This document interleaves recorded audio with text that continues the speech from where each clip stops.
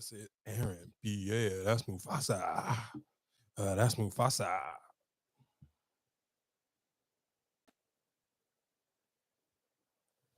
Was hitting that shit perfectly.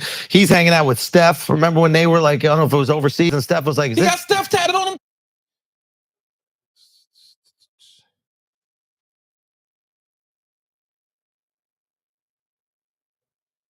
I feel like this, I don't want people to think this is not a new week because I feel like I got to almost start exactly the same this week as I did last week. Real quick, just so y'all can know it's in real time. The Redskins just scored on the Tampa Bay Buccaneers. This is the playoff, and today's date is what is it, January 2nd, 2025. You only, for all my TikTokers, we only a couple of days away from TikTok going away.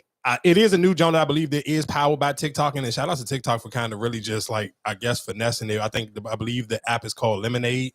I haven't downloaded that one yet because I just kind of really wanted to see how the TikTok thing is completely going to play out. But again, like I said, I just wanted to kind of put those little things out there. And I do want to say something real quick to people, especially if you are older in age or you feel like you're getting up there age. Be careful with them Crocs. I meant to say this for almost like 4 months now. Like, it literally been on the top of my brain, but I just hate starting off the podcast like with like personal, like regular stuff. I kind of like want to start off with a hot topic, but you gotta be careful with them, Jones, especially if they are too loose, because that comfortability that you feel is comfortable on your feet realistically could be messing up your feet. It just, I mean, of course, like if you're older and you got like an arch in your foot and those shoes don't have no real arch, so if you get a size that's just a comfortable size, them Jones get to slide and your foot trying to like just grapple at them, unless you just strapping them up and putting them in sports mode, which I don't do. That may be just my fault too, but I kind of just realized, I was like, dang, what is it that's kind of making the bottom of my foot just like start to act up? I'm like, oh, it's the Crocs. I kind of just stopped even wearing them for real like that, unless I'm just going somewhere where it's not a lot of distance, like if it's just like from the car to here or something there. But if it's, I know I'm gonna be, especially during the wintertime and it's kind of cold outside, especially with that black ice, I ain't messing with no Crocs. I'm cool on that. I did want to start on that, but real quick, I'm not going to play the clip because I just feel like I don't want to champion this mess, but it's and kind of give it more light. But it's just like, bro, Akademiks is corny, and I guess, and when I'm me even pondering when I was just getting ready to start up and before I hit the record button, I was kind of thinking like, I think most content creators do, you kind of want to have that academic tough skin to the point where it's like, I know for a fact people are going to drag me, but I don't care. I'm just still going to voice whatever tea or opinion that I have, because it's kind of just like, so for people who don't know what I'm talking about, Akademiks went on his live stream and he was basically trying to sit here and say that LeBron James was cheating on his wife with Drake. And I think it's two ways you can kind of look at it. Where I think for most people, where they feel some type of way about it is, I'm sure for most men, even if I'm not a LeBron James fan, just as a man, you kind of be like, bro, I don't want nobody to be like, who, you can't respect the snitch. Like, especially, that's almost like, bro, you snitching on a man that you don't even know. Like, you don't know LeBron James. You don't know Drake. You have not ever personally met Drake. He done said this a million times on his stream before. Him and Drake have physically never actually seen or gave each other a handshake before. So it's kind of just like, for most people who you see in this, it's kind of like, it's hard to respect that. Like, just even as a man, like, screw if I'm a LeBron James fan or not, I'm just, as a man, like, bro, nobody's going to respect another man who's basically tattletelling on a man saying, hey, this guy been cheating on his wife. Like, y'all think he's this super clean, squeaky clean guy, but he's been cheating on his wife. Like, bro, what man with even, and that's sometimes I think sometimes when you hear other men talk, you kind of know which dudes have never just been raised by, like, you don't even have no father, no uncle, no OGs. You never been in a barbershop. Like, it's just certain things that you just never supposed to do just as a man. Like, bro, I don't care. Like, it's just like that to me. It was like you literally threw your man card out for likes and views. Like, I don't like it's, and then again, you got to think about it, bro. It's still LeBron. Like, nobody's going to, like, for that to me, and that's the reason why I'm just seeing his saying, like, you got to kind of just like, is this worth it to me? Is this worth me losing credibility in the hip hop culture, in the black space, to kind of just like, whatever friendship you feel like you got with Drake, I don't necessarily know if it's worth it. Even if he paid me, I don't necessarily know it's worth it. Because just if just being a black man, and if you actually just watch sports, this is on brand for an athlete. It's never going to change the way people look at him, bro. Look at how much people love Magic Johnson. Magic Johnson got AIDS, and Magic Johnson has literally now, I mean, of course, the older he's gotten, the more interviews he's done, he done came out and said it. He's like, bro, I done went to every city and there's thousands of women trying to have sex with me. What did you expect? So that's my only thing where I'm sitting here saying is like I don't necessarily. Sometimes I know is like I get it with most people, especially for younger people. The same way when you had a conversation about the NBA young boys, you just look at the numbers. So you're looking at like well, academics do numbers and people. So it's just is it worth it? But then sometimes you got to just as a man, can I look at myself in the mirror and be like, bro, this is not manly at all. Like it's just certain topics where it's just be like, bro, what's the point of this? Like, what am I? I'm going to lose more credibility and respect in just the space that I kind of want to dominate, then I will get. Who's gonna give me brownie points for this? Because no, like I said, even if I'm a man, even if I don't like LeBron James, I'm still a man. Where in the back of my mind is like, damn, if I cheat, I wouldn't want somebody to do this to me. Like if I'm gonna get caught, let me get caught, but don't sit here and be like, hey, I'm going. You and Drake was sitting here helping you get cheeks every time you came to Toronto. Like, bro, what the hell? Like to me, it's just like it's certain things that just. Maybe I just don't comprehend. Maybe I'm not young enough or dumb enough to be like, this is worth the clout. This is worth the likes and views. And then the clout comes with what price to this? Like, what's the point? Because what if LeBron just be like, all right, I'm cool. I'm gonna hit you with a cease and desist, or I'm willing to take you to court like how Jay-Z is right now. Like, so it's just, I don't necessarily, that's why to me, it's like, that's a hell of a gamble. Like, and I don't necessarily even know, like I said, I don't know what I'm trying. I even thought like that as a content creator, a podcast or whatever, what type of bread would Drake, because Drake would have to give me some bread. You couldn't promise me nothing else. You couldn't promise me no interview. I don't want no free concerts. Like you would have to real life, put some real money in my bank account. And I'm trying to think like how many, it had to be M's. You couldn't even just sit here and say, oh, I'm gonna throw 500,000 in your jump, because this, like I said, I don't necessarily know, is this worth it? Because I don't necessarily know, is that backlash worth sitting here not even dry snitching, you snitching on LeBron James, bro. But you got, like I said, again, like, don't look at Magic Johnson, look at Mike, like that's, to me, I would have kind of Googled, like, damn, Magic Johnson cheated on his wife, him and his wife still married, they still had kids, all of that after all of the stuff that came out with Magic Johnson. Okay, Michael Jordan ended up divorcing his wife and went from having a beautiful black wife to dating white women. Michael Jordan is still Michael Jordan. Michael Jordan still probably got the greatest basketball sneaker of all times that people still are willing to argue. So that to me would just be like, if I'm trying to weigh my options, it makes me look more like a goofball trying to bring to the forefront that LeBron James allegedly was supposed to cheat on his wife and Drake was helping him get the girls. Like, bro, this is LeBron James. Like, I don't, and LeBron James' crew and his people are so, no, his man is engaged to Adele. Explain to me on what planet you think that LeBron James would need Drake to assist him on cheating on his wife. And for you to just sit here and say that with so much confidence, it's just like, bro, are you a man? Do you sit or do you stand when you pee? Like that just to me is certain things where it's just like, I don't get it. And that one of those things, like when I'm watching this play out, I'm kind of like, is this worth it? Like, even if you as a podcast or content, whatever, I think sometimes you have those moments where you like, bro, is this even worth it? Like, do I like if this is what I have to do, just basically like throwing away your principles and morals, is that worth whatever you feel like? If academics is what you feel like is the top or the bar, sometimes you got to question like, bro, is it really worth it? Because that to me is just not, it's not worth it. Like as a man, I'm never going to want to break that story. Like I would like LeBron James would have to get caught red-handed. This would have to be like this would have to literally be all over the timeline, all over ESPN, Fox. It would have to be all over the place. And it realistically, it won't. You know why? Because perfect example, you can kind of even tie that in. Just look at it with the Fox Sports thing. More people was upset with Joy than they were. I mean, because I guess for most men, again, we talk about sometimes with the men thing, like men just look at Skip like, bro, it's no way you went out like that crazy and corny to the offer a woman 1.5. And then I think even again, when you said, I seen a girl on Threads and she was like, dang, that's crazy that men sit here feel like they can sleep with Joy. I think I think for Joy, that's even women and men, how they feel some type of ways because how people judge Emmanuel Acho. If this was her in the night, because nobody people don't really care about her sleeping with the head dude at Fox. If that was the way that was the place she was going to run, so she could advance her career, people didn't kind of really judge it. I don't think people even cared. I think people don't like Emmanuel Acho the same way they don't like Akademiks for multiple reasons. Is what make people look at Joy like, oh, that's what you was doing? Really? Hell yeah! I would have looked at her fucking the white dude before. How? That's like you hitting somebody to go up in your career. You hitting an outro like, bro. He ain't nothing like for what? You're more popular than him, so it's kind of just like you just basically more popular than him, but you don't know when did she did it though? Because he was an athlete, right? No, nigga, his career was short lived as hell. Yeah, but that's what I'm saying. But I don't feel like she was that Well, I mean, because it depended on when it happened. Like I said, now But you got to think about, even whenever it happened, she was always on the bigger show. Yeah, but he was still an athlete, though. Athlete at what? Like, come on, Mark, we had this conversation last week. No, and even that conversation we had last week, even about that, not to go back on that, we just like thought that's just an athlete with a pretty girl.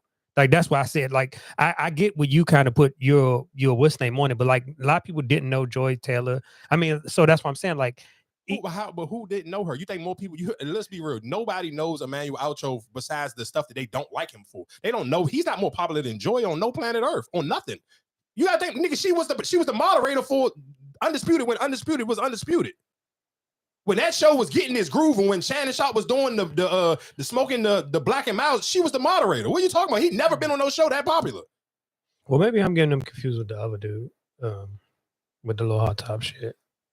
I don't know who you getting them confused with, but he ain't never been on NFL Network, the Black Bama. They be doing all the commercials. On yeah. He know, hell yeah. Maybe I'm getting confused with him. Getting them confused with him. Yeah, he be on a bunch of other stuff. Like he be on other shows outside of just the sports show. So yeah, maybe you might be getting him confused with him. But Emmanuel Ocho ain't never been on no bigger show than Joy Taylor. Never. You got to think about it. And then for a year she was on the Herd. Maybe that might have been like 2 years that she was the person for the Herd. So that's just my point of just even kind of just tying all those things again. I think just sometimes when we're talking about, especially just professional athletes. But that's what I say. But you say you look at her funny because fucking with Slim and not the white dudes. It's like, all right, you fucking with him just to move up. Like you did. That means you'll fuck with anybody then. If you fuck with the white guy just to get up, yeah, but I don't think nobody who's kind of just like on some hustler shit, or even you kind of had it done snake shit in the street. Nobody don't care about that. Like nigga, the word is people being shiesty, backdooring niggas. Like that's a lifestyle. Like nobody don't care about that. Like that's a part of life, nigga. It is what it is. It's the strongest survive. I'm not nobody judging you for fucking surviving. Like I don't care. I'm not going. But it's still that you would judge a female if she fucked the fat nigga. If you sitting here saying she fucked this nigga just to get up in her to get a better spot in her job, she don't own the company, but just to move up or get you know what I'm saying, something, you want to look at her some type of way. You're not going to say, all right, well, no, you had to if it worked out in her favor. I would look at her stupid if it didn't work in her favor, but it worked in her favor. So if she was in McDonald's, right, and she wanted to sit here and be the manager, and she fucked the whatever the store operator, whatever the case may be, you saying it's still okay? If you're moving up, if you sit here saying I was just going, let's say if I was the janitor at McDonald's and now, if I sleep with this dude, I become the GM at McDonald's. I wouldn't care, dog.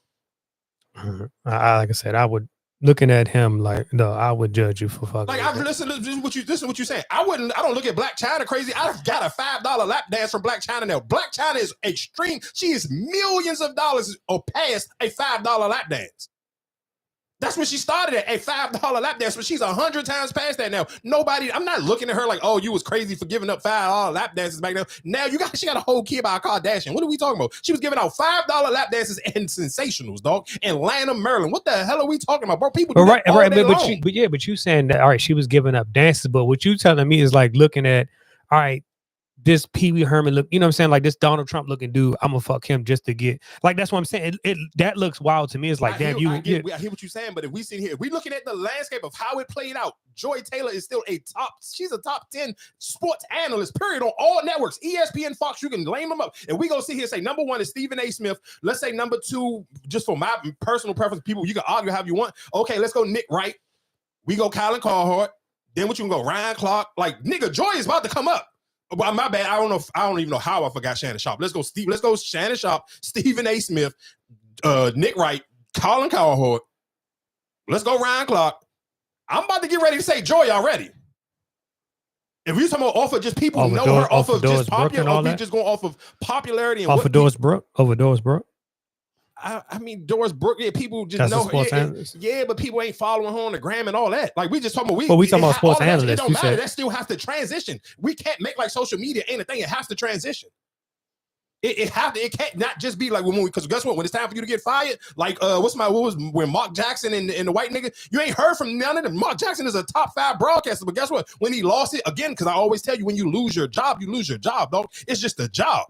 So if it don't transition for you off of just your job onto social media too, then your clip, as soon as that job is over, it's over for you, dog. When the last time somebody thought about Jeff Van Gundy? He was amazing. Him and Mark Jackson was great. When the last time you thought about them? He on the coaching staff. Well, it don't matter. You ain't thinking about let me see if Jeff Van Gundy got a podcast. Mark Jackson got a podcast. Niggas don't be talking about it. That's my point, because sometimes it's just the job. You got a job. Doris Brooke got a job. She is not Joy Taylor. Niggas is not leaving hot eye under emojis and fire emojis under Doris Brooke jump. Yeah, but you listen to the games that she called. But that's because she got a job. Yeah, right. But she's good at her job, right? Man, all right. If you didn't have Instagram, would you know who Joy Taylor is? No. Yes, nigga, because she was on Skip and Shannon. Okay, and so was Doris Brooks on the ESPN calling games. That's what I'm saying. We say sports analyst. I don't see how you got her up in the top. You put her over them. If Doris Brooke got a podcast, I just want to tell you, Joy Taylor is not calling a game. People still listen to Joy Taylor. She's just talking days after. It's a difference between you talking about somebody who's calling a game. If I never had heard Doris Brooke voice ever again, I wouldn't care, dog. Nobody's sitting here. I'm not sitting here going out. You got to know it's the difference between when we talking about Shannon Sharp, you talking about Stephen A. These people ain't calling games. They're getting people to come and listen to their opinion. You're watching this after the game. The same game you may have watched. I damn wonder what Stephen A. gonna say about that game. Like that's the difference. So it's like I hear you, but it's a two complete different things. And until you actually get into the creating content, you never going to understand it because you just. But you're talking about sports analysts. So what? It's still a sports analyst. You still have your voice has to matter somewhere else besides the game. We watching the game right now. It's on fucking mute. I don't even know who calling this game. I'm still watching the game. So you giving somebody a credit for something that I can watch on mute. Okay. But that's what basically did. But right now, we're watching the game. We're watching the Redskins and the Tampa Bay game. I don't know who's calling this game. You know why? Because we're talking and it's on mute. But that's what I'm saying. When you saying that, so you're saying because of her looks or whatever, she's attractive. That's why I'm going to listen to her, or even whatever her opinion is. That's what draws her. That's what draws her. Yeah, that's a draw. That's what matter, nigga. That's what works for fucking Taylor Rooks. But that's what I'm saying. Okay, I hear what you're saying about that part. But that's what when you saying, okay, when it comes to sports analysts or that's why I said even with that white guy, like, oh, I'm not going to fuck him because he's head up there. Like, dog, then you like if you heard who you are, then it don't matter. You know what I'm saying? Like, that's what I'm saying. Like, fucking him is like, dog, you will fuck anybody just to get up.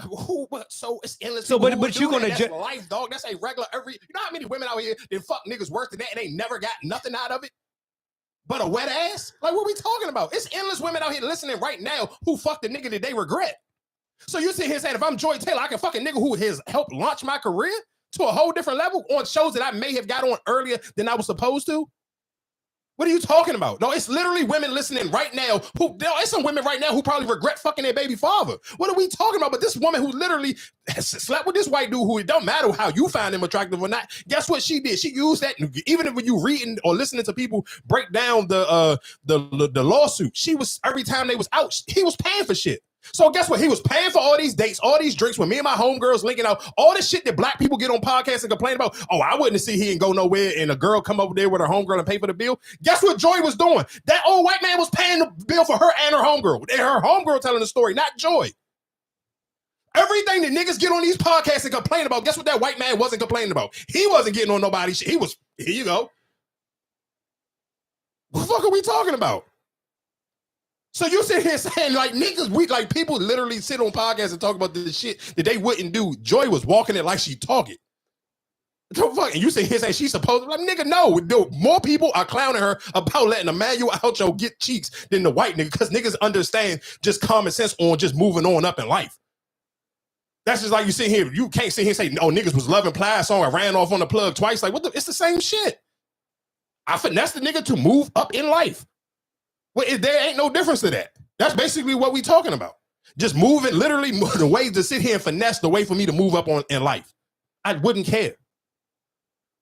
So, I mean, that's it. Well, I don't even know how we got all the way over there, but I guess we were supposed to be talking about academics and the LeBron thing. Like I said, I understand people on the internet, some people you may not have a father, you may not never had nobody put you under the wing and just give you game, or you may just not even be to the point in life where you like, damn, I would just think about as just for men, if you listening right now, think about if you went on a dude's trip and it's just you and 3 or 4 of your good men and all of y'all in relationships, or one of y'all may be single and the other 3 may be in relationship, and then one of the niggas come back and tell your girl what y'all did in DR or what y'all did in Brazil. Like, bro, you would never respect no man like that. So why would you, just because it's, again, like, I understand we live in a day and age where people just praise because, oh, Academics got numbers, so you'll praise that because he got, a bunch of people watched it. So fucking what? That don't make that shit cool. When it's a car accident, or no matter what city you in, if it's a car accident, everybody slow down and look at the car accident. That don't mean like, damn, you don't feel bad if the car accident real bad. It's still, you still slow down and look at this fucked up car accident. But it still happens. So that's just my thing. Even when we talking about sometimes where it's just, I think people get twisted on morals and principles and what's some stand-up shit and what's just some cornball shit just because they got numbers behind it. And that's how people try to validify what's okay to do via social media or via, if you got a microphone in front of you, I can say or do any type of corny thing as long as it equals some numbers and some likes and views or people know my name. Like, I mean, cool. If you can go to sleep with that at night, then do your thing. But okay, so then I guess your issue with it is because it was LeBron. No, because it's just a man. I wouldn't respect no man. But another man. That's some whole shit. But a lot of stuff that he puts on his page or whatever is mostly information, like with the whole Cardi B and all that, like Offset type of stuff. Like that's the same stuff that he reports on, right? Like anything else he report, you know what I'm saying? Like most of the stuff, the news, the stuff that he reports is. But that's not news. You put this is not out. This is not public information. What you trying to put out there? Right. So I'm saying because that's what I'm saying. If it was anybody else, you would still feel the same way, or because it's LeBron and nobody know about it. Because like I said, I'm pretty sure he broke news about other shit that people didn't know about. Because even like the whole Kendrick shit, like I think it depends on what it is. Because if we sit here saying shit that we talking about shit that men ain't supposed to do. Like if this was Wendy Williams, then cool. She's a fucking woman. Do your thing.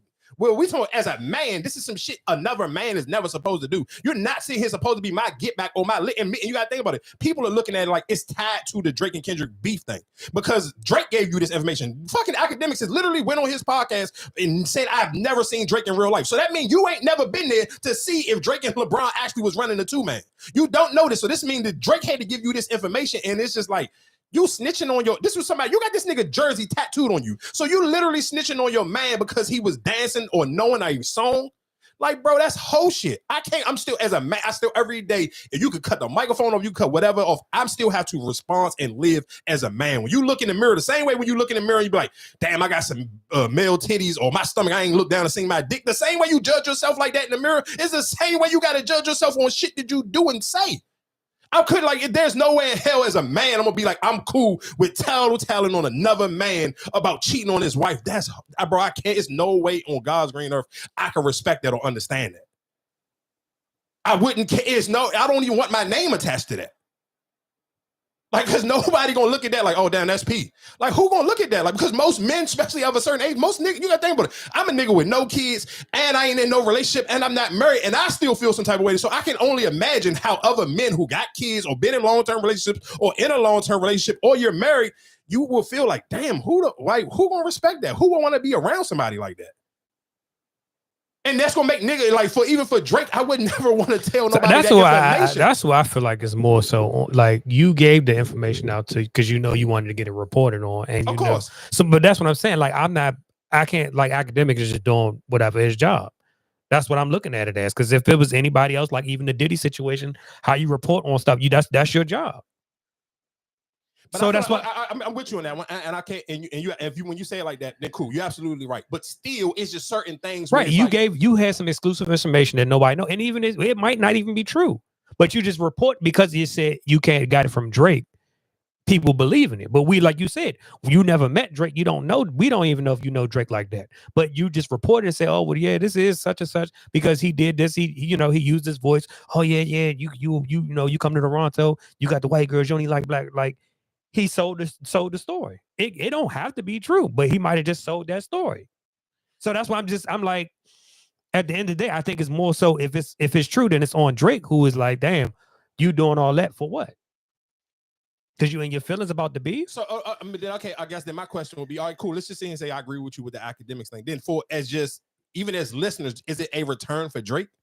Let's just say, cool, I'm with you. Let's say I totally agree with what you said. I absolutely just wasted the last 20 minutes. I agree with what you said. Akademiks was doing nothing but doing his job.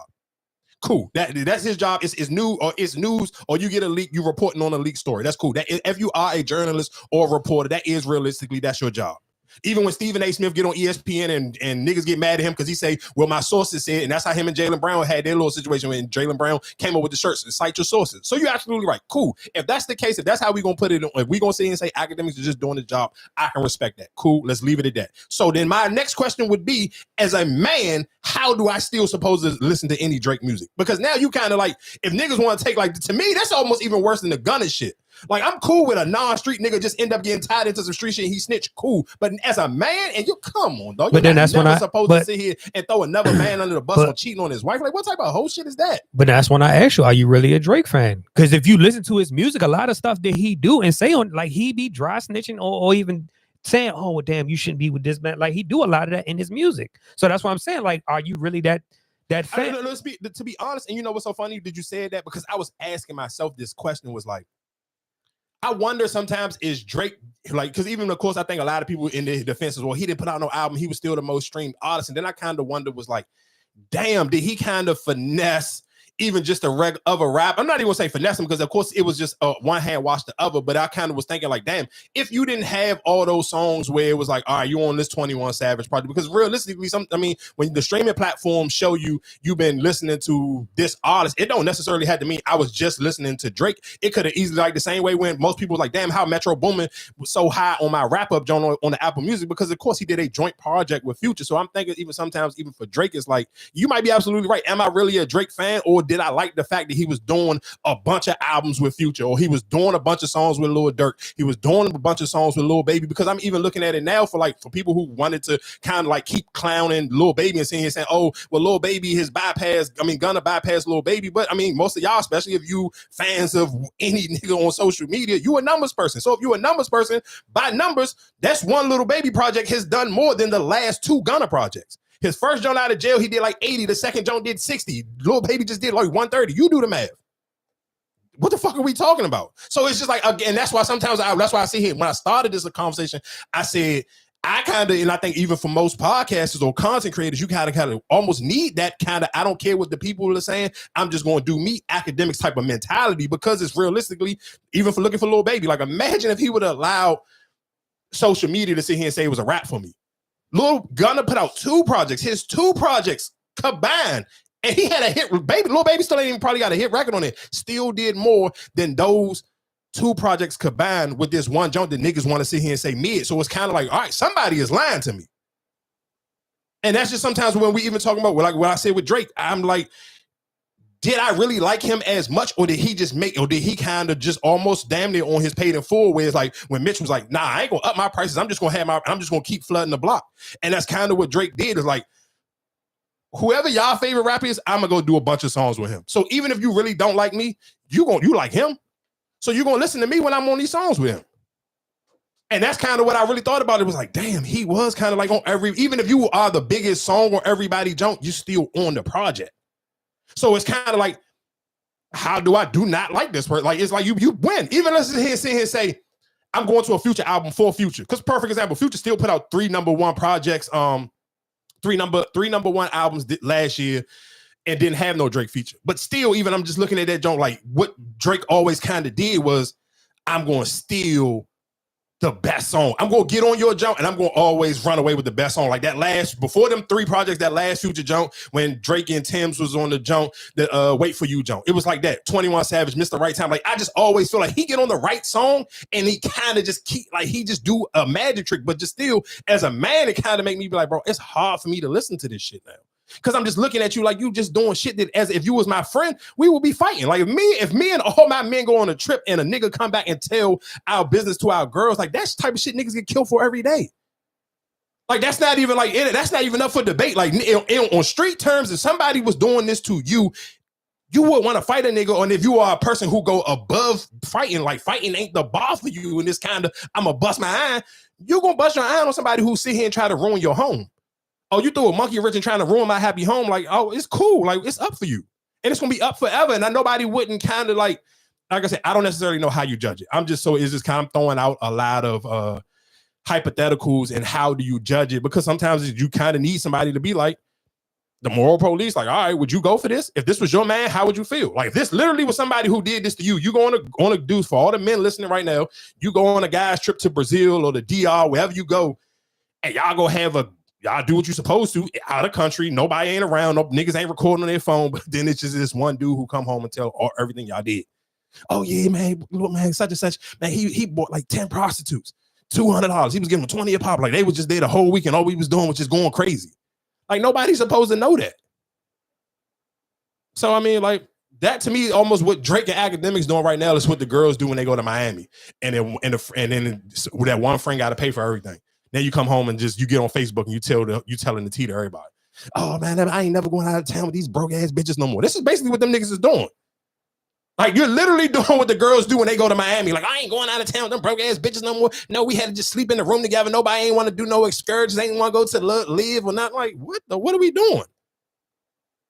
That's all. Literally, that's what it is. So again, like I said, I mean, you can kind of look at it how you want to judge it. I guess in other news, real quick, while we kind of talk about hip hop and shout out, we did talk about it last week. Shout out to LeAngelo Ball. And the reason why I wanted to bring this back up this week is because I seen a tweet, or it got to Instagram. I don't know if I don't follow them on Twitter, but they posts be looking like it come from Twitter, and then they be posting. There's a joke called Atlanta Top 20. And he tried to post it and kind of make it seem like LeAngelo Ball was already signed. If y'all don't think that LeAngelo Ball already signed and y'all dumb and you living under a rock, you don't understand how the music business work. And my only thing of it is do we not know how the music business work, or do you don't understand how social media work, or you don't understand how influential athletes are? Because I think sometimes people don't, because maybe it's not your favorite player. You may not understand and still realize how influential popular athletes are, and that's why even I tell y'all all the time when people if you feel like if Angel Reese make you feel some type of way, that means you don't watch none of these other college girls, because what she do is that's every fucking every women's college basketball team. All of them do the TikToks, all of them do the dances and do all the other shit, and that's literally all everybody and their mother been doing to the LeAngelo Ball John. So it was kind of like the music industry don't have nothing to do with none of these college kids. Like Atlantic Records not tapped into LSU's basketball team. Ain't nobody at Universal in the Bulls locker room. Ain't nobody from what record label was sitting here in the locker room with the Detroit Lions when they won the Jones. So that's why when I seen that post, I'm like, damn, am I tripping? Like, am I that green that I'm getting finessed by the music industry and I'm thinking this is organic, or is realistically sports is doing what sports do? Because what happened to the dude who made the Gritty? Like that became a popular dance, but somebody made that and it got popular from athletes first, then it transitioned to the video game, and it transitioned to other things outside of just sports. But that was a dude who used to be around LSU football players. He made that popular, and the LSU football team made it popular. And who played on that football team? The two dudes who took it to the NFL and continuously made it popular, Justin Jefferson and Jamar Chase. Like, what are we talking about? So that's my thing, where it's like, it just was no song attached to the Gritty. So it's a little bit harder to kind of do that. But to me, I'm looking at like, what would be the difference? What's the difference between the Gritty and this LeAngelo Ball song now? Like that to me, it's exactly the same thing. Like there's no difference between those two things. I do want to play a clip of LSU because I said that. Yeah, here we go. I might swerve in that corner. Whoa, whoa. I might swerve in that corner. Whoa. I might swerve in that corner. I might swerve in that corner. I might swerve in that corner. I might swerve in that corner. Whoa. I might swerve in that corner. I might swerve in that corner. I might swerve in that corner. Whoa. I might swerve in that corner. Whoa. And the last person who is that video was, of course, Coach Kim Mulkey. And my whole thing is that's why I'm just sitting saying, like, bro, no, this is a school who did this on their own. And then ESPN will pick it up, and then all the other women's basketball. Like, I think you don't understand the power of sports athletes. And then again, that's why even kind of tying it back into the Akademiks Drake thing. Like, I don't necessarily know, like, maybe, like you said, am I mad only because it's LeBron James? And you might be right. I could be a little bit more angry because it's LeBron James, because I think people don't still, especially in America, realize how attached we are to sports, to your favorite athletes and how people like them. And it's just like, all of that stuff kind of go hand in hand. So it's just like, to me, when I was just like, damn, like signed to a label, like, and let's be clear. And I kind of made me think about it like too. What if I was like, even just sitting here saying Lil Baby, cool. Yeah, he did have a #1 album, whatever the case may be. But then my thing was, me and Lo was joking about it. It was like, damn, if I was Lil Baby, how would I feel though? Like, Yeah, cool. The charts wise and the number wise, yeah, okay, my joint did number 1, but everybody only talking about, you dropped the whole album, and everybody last week was talking about this Jello Ball Swerve song. Like, I would probably feel some type of way. I'm gonna be honest. If I was Lil Baby, yeah, cool. The Billboard, I'm number 1 on this. 4 more songs onto it. Yeah, I'm not gonna lie to you. I would feel some way. Me personally, if I'm a rapper, not even just if I'm a Lil Baby, if I'm just a rapper in general, I probably would feel some type of way. But I think that's realistically, that's the difference between sports and just anything else. Like that group and that camaraderie and that brother. Because there was literally not a sports show you could have turned on last week, especially not an NBA joint. Did everybody and their mother didn't do it, from Charles Barkley and Shaq to every game, like shit. Fucking even the I forgot who the Bucks played, but and of course y'all know Dame Leonard rap, and I'm sure he probably felt some type of way because the dude from ESPN lied. It was, matter of fact, it was Sports Center. After that, it was the Bucks. Who did the Bucks play? I believe, I can't remember who they played, but it don't matter. It was one of them games after the Bucks won the game. The first thing the Sports, and literally the first thing the dude from Sports Center asked him was like, "Hey, from another rapper to a ball player to somebody who, yeah, he's not as good as you on the basketball court, but he got him a hit record. How you feel? What's your thoughts on it?" And he just kind of was like, it's cool. Like it's a, but you could tell Dame be rapping. So like if you follow any hip hop podcast, you done probably heard people tell you that Dame Leonard is probably the best rapping athlete, just period, like just ever. A lot of people will sit here and say that about Dame Leonard, but Dame ain't never had no hit. Dame can rap, but Dame ain't got no hit. So it's just a little bit different. I know it'll make you feel some type of way, but I'm sitting here saying every jump, because people, of course, you want to be down. Everybody on ESPN, if you've been watching ESPN long enough since RP Stuart Scott, everybody who has worked on ESPN since Stuart Scott be trying to have their cultural moment. Like Stuart Scott's jump was effortless. When Stuart Scott was Stuart Scott, he was the only person doing it. But everybody else since Stuart Scott has always tried to find a way to have their voice hit the culture the same way. So you don't want to miss out on a trend is super hot and it was made by an athlete. Oh my God, let me hop on. Like, so they couldn't almost deny it. And I think realistically, no record label can pay for that. Like, let's be clear. Like, I think that's sometimes where you just kind of don't see it. And then I think one of the things that kind of also, and I know I caught a lick on TikTok off of this one, just the conversation on who did people actually want to see on the remix. If he opens it up and do a remix, and of course the person who originally kicked it off was Moneybagg Yo, and then right after Moneybagg Yo sent out a tweet, Lil Boosie came back with a tweet. I think most people unanimously could kind of agree with they wouldn't mind seeing Boosie on it. The Moneybagg Yo thing was kind of just like, yeah, I don't know. And then and of course on TikTok, because I sit here and said in my video, was like, if I was Jello, I would probably realistically, if we talking about newer rappers, I would wait for Boss Man D-Lo before I care about Moneybagg Yo. And people was like, what do you mean? Put some respect on Moneybagg Yo. I'm like, let's be honest. The last 2 years, Moneybagg Yo ain't had a song that nobody cared about, dog. What's the last Moneybagg Yo song that niggas actually give a fuck about? What's the last Moneybagg Yo verse people actually cared about? Like, let's just, if we keeping it a buck, like, I haven't heard a Moneybagg Yo verse that was like, oh, yeah, he went crazy. Like, nigga, Boss Man D-Lo be having some Jones. He literally just dropped the Jones this Friday.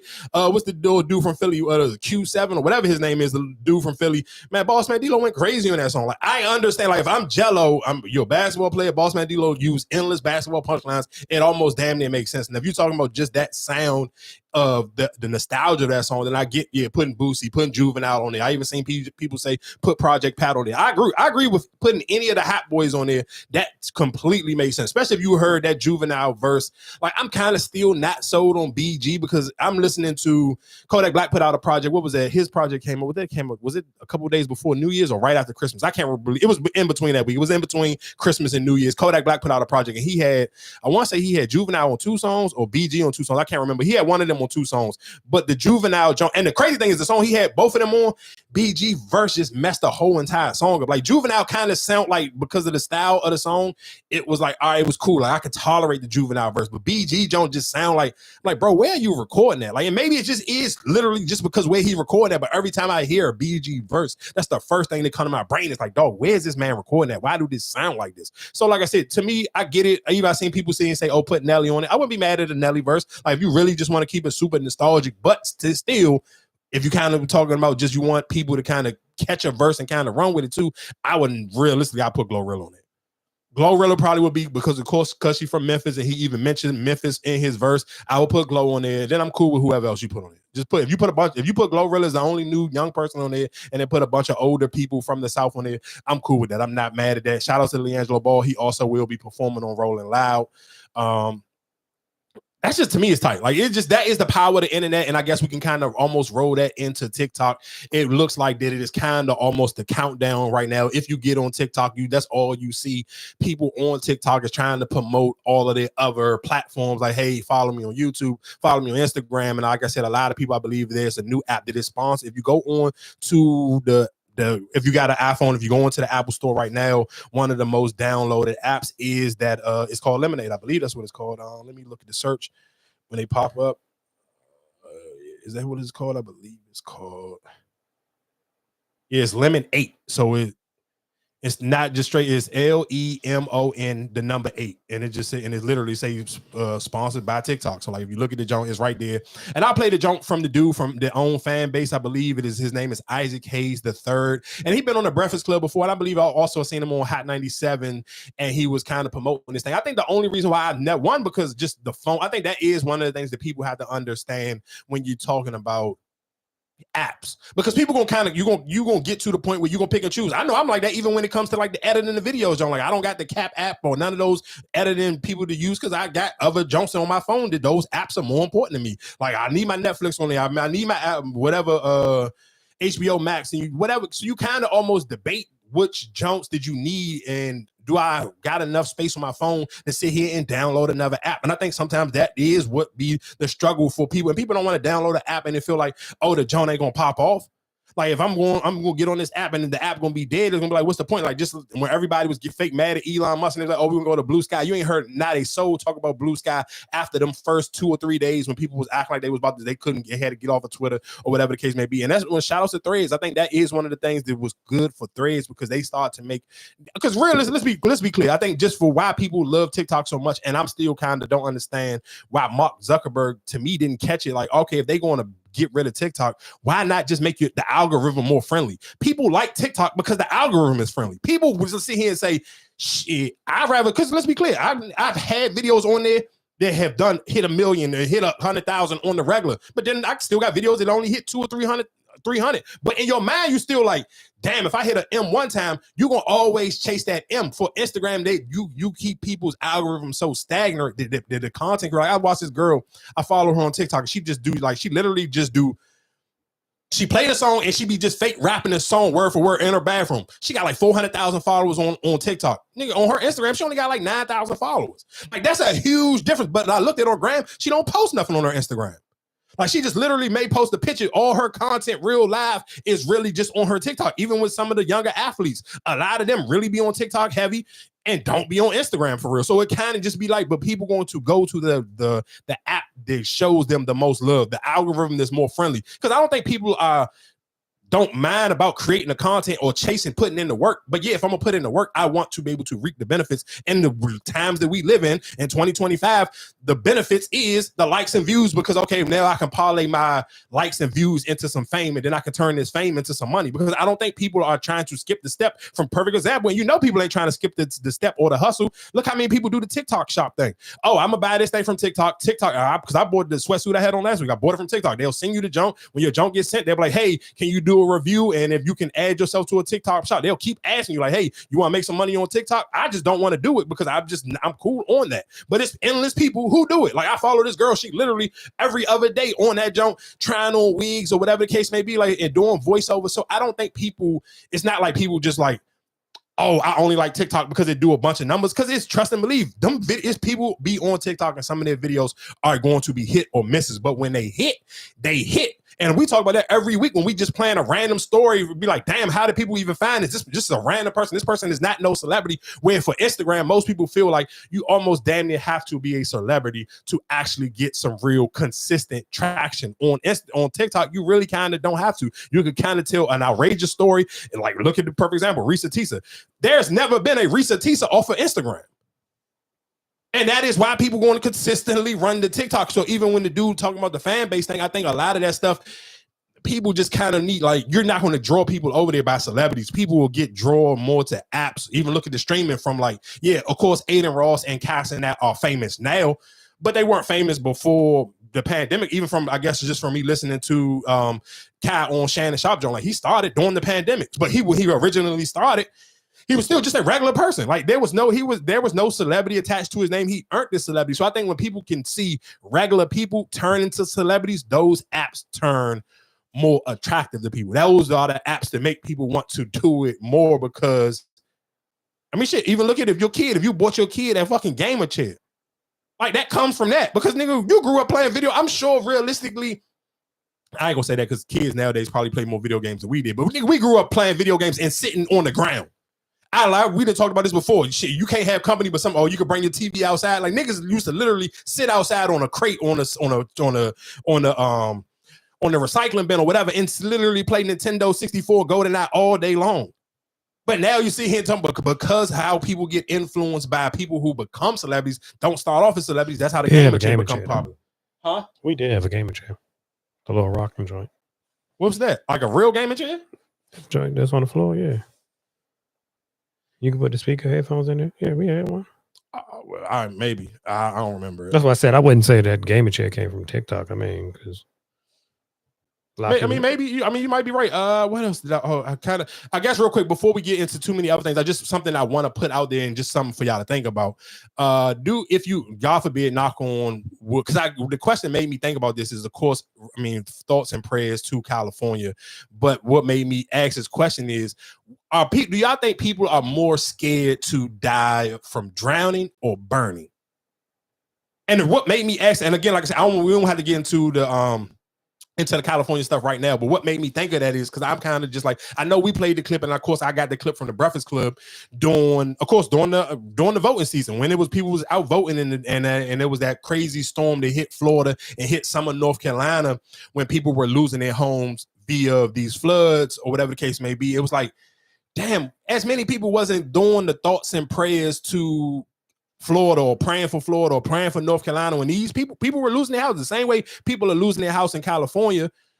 People were losing their house in Florida. People were losing their house in North Carolina because of these storms. So it would kind of make me made me think of like, I wonder where it's like, maybe when people see the fires, it's a little bit more scarier than if you're seeing water. I don't know. And so that's why I kind of just wanted to ask that question. We don't have to answer right now, but I just wanted to just throw it out there, something so you could kind of think about it. And when we go back to it, you can give a real answer real quick. I feel like, what else was that? I feel like I kind of hit all the little hot topics that I really wanted to come in with real quick. I'm not gonna lie, but this is my new answer to people. Like when I see even blogs just post stuff I don't care about, my new thing is from now on, I'm just gonna write in the comments. I'm going to troll. That's what's my man name? Hold on. And that's Mufasa.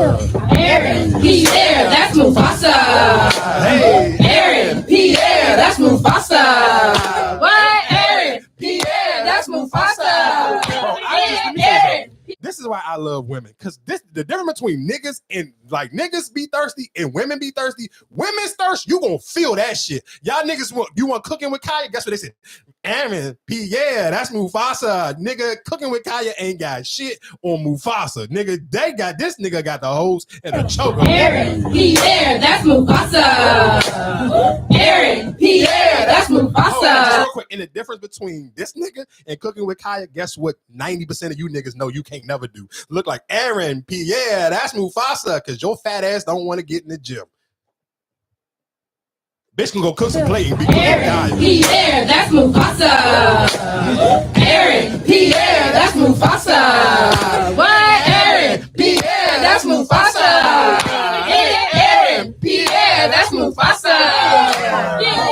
Oh my God, I just love just how social media can just absolutely do whatever they want and make whatever they want just rock and roll. Like that, just to me, the power of social media and how official this social media can sit here and say, we want to make whatever we feel like making cool, make trendy, make this person hot, make this person popular. I just love that about social media because you can never predict what's going to happen. But I mean, of course, and a shout out to Jennifer Hudson, because that Jennifer Hudson, for a certain age group of people, those Jennifer Hudson tunnel walks is almost to the popularity to the point where like the NBA tunnel fits was like them Jones, like people look forward to them Jones every day. And of course, the more popular the person is, the more they hit. Or those persons, like when they redid Sierra Jones, like her Jones was fire. Kerry Washington, her Jones was fire. Like it's a handful of people that had some fire jumps that went on there. I do want to kind of just, it was some record. This girl right here from New York went crazy.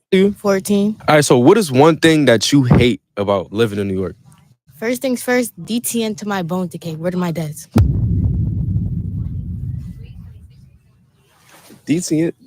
All right. Not gonna lie, like the taxes are mad high. Like when I grow up, I'm moving to Texas for fun. The taxes is high? The taxes? The taxes. Let's say I get a paycheck for 3 bands. Like Uncle Sam's gonna glaze me like OD. First, you got state income tax ranging from 4 to 10. Like that's day room already. 4 to 10 what? %. You got local income tax. Like that's OD day room right there. Why New York City got its own progressive income?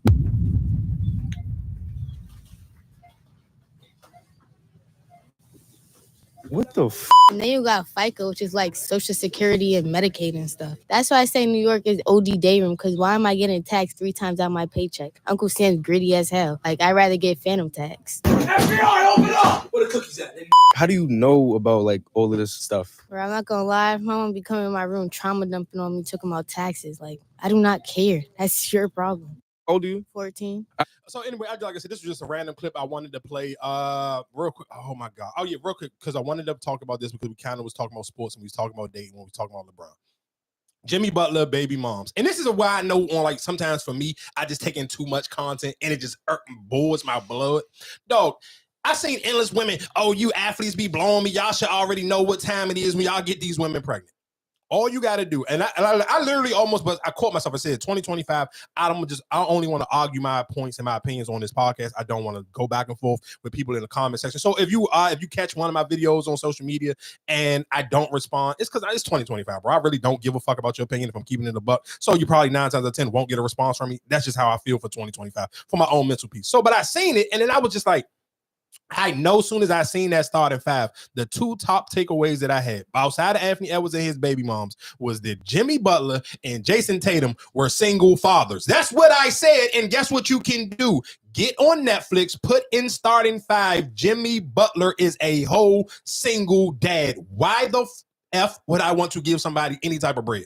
This woman, I didn't even know who she was. I real live, literally on every platform I've had, I said, damn, dude, Jason Tatum and Jimmy Butler actually got baby mothers. Where did they get these kids from? Because I ain't never seen their baby moms. And what made me think of that is because watching this, hey, here go LeBron and Savannah and their kids. Here go Sabonis for the Sacramento Kings, him and his wife, Anthony Edwards and his baby moms, and who else was on there? It was only 5 of them. So them 3 all had their significant others.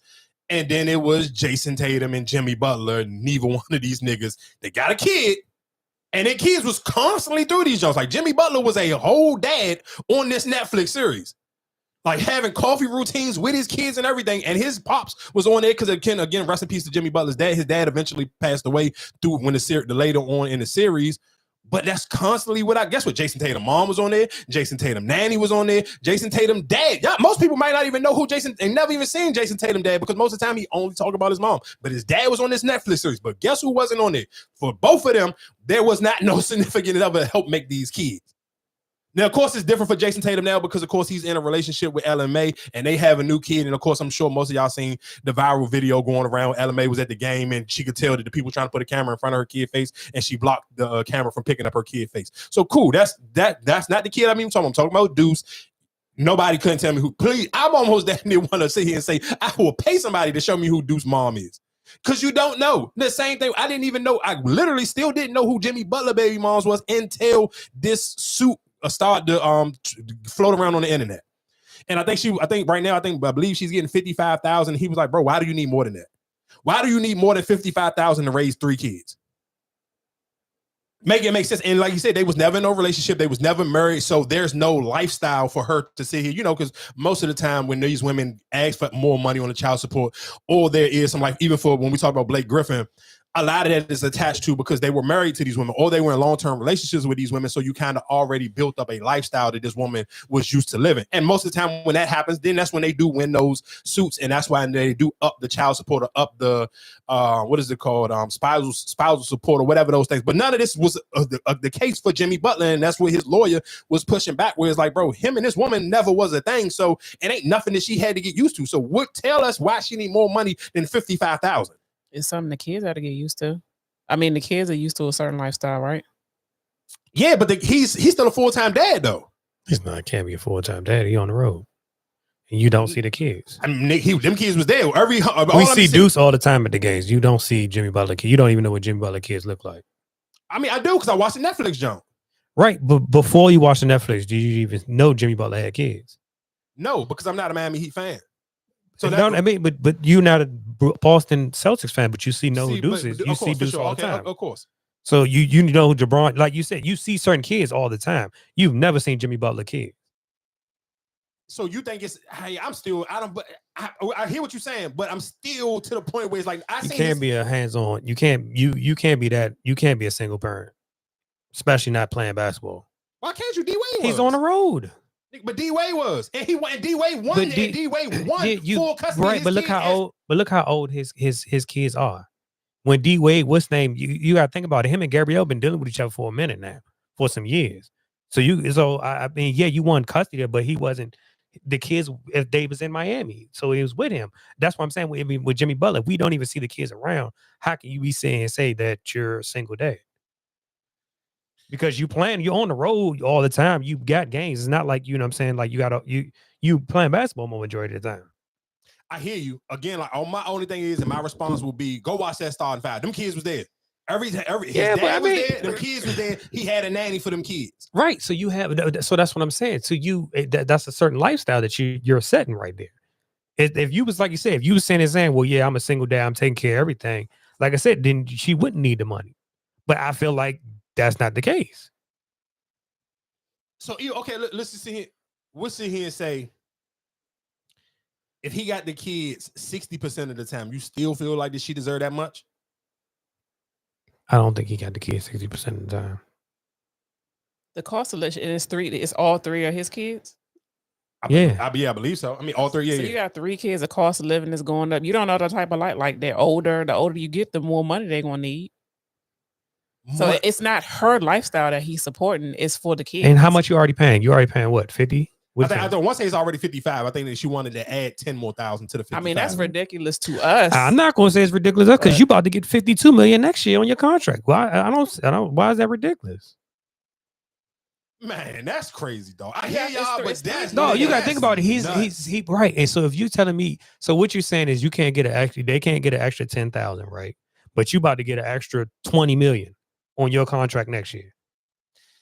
Hey, listen, I mean, I listened to it. So the people in the comments was right. Like, why are you mad at the people in the comments? This is what happens when you deal with that. No, the crazy thing is, no. This is the crazy thing, and this is what women said. Guess what type of nigga don't get for child support? A husband. I said, drop Mike. You cannot. No, you're right. Listen, guess what? And y'all know I stand firm on that one. So when I seen women saying that as their pushback, I was like, cool, I respect it. I can't argue with that one because that is something that I believe firm and I believe in. If you're gonna have kids, you should get married. So you absolutely right. Jimmy Butler, you shouldn't cry because realistically, the way to kind of nip all that in the bud is realistically just get married. But to me, 65 bands is crazy, 55. Dog. I mean, it's 55 now, but she want the extra 10. She trying to take it to 65. Oh, so it's okay. So I thought that's what it was going to, 55.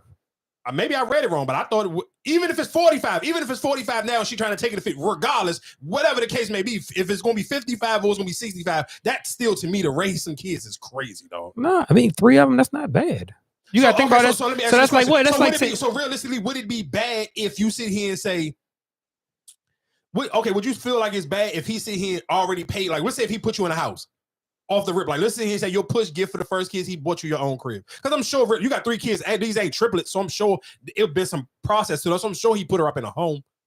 Mm-hmm. So I'm not already paid for you to have somewhere to live, and I'm sure I done bought one of these whips. Okay, the bill still gotta get paid. Should have made her a wife.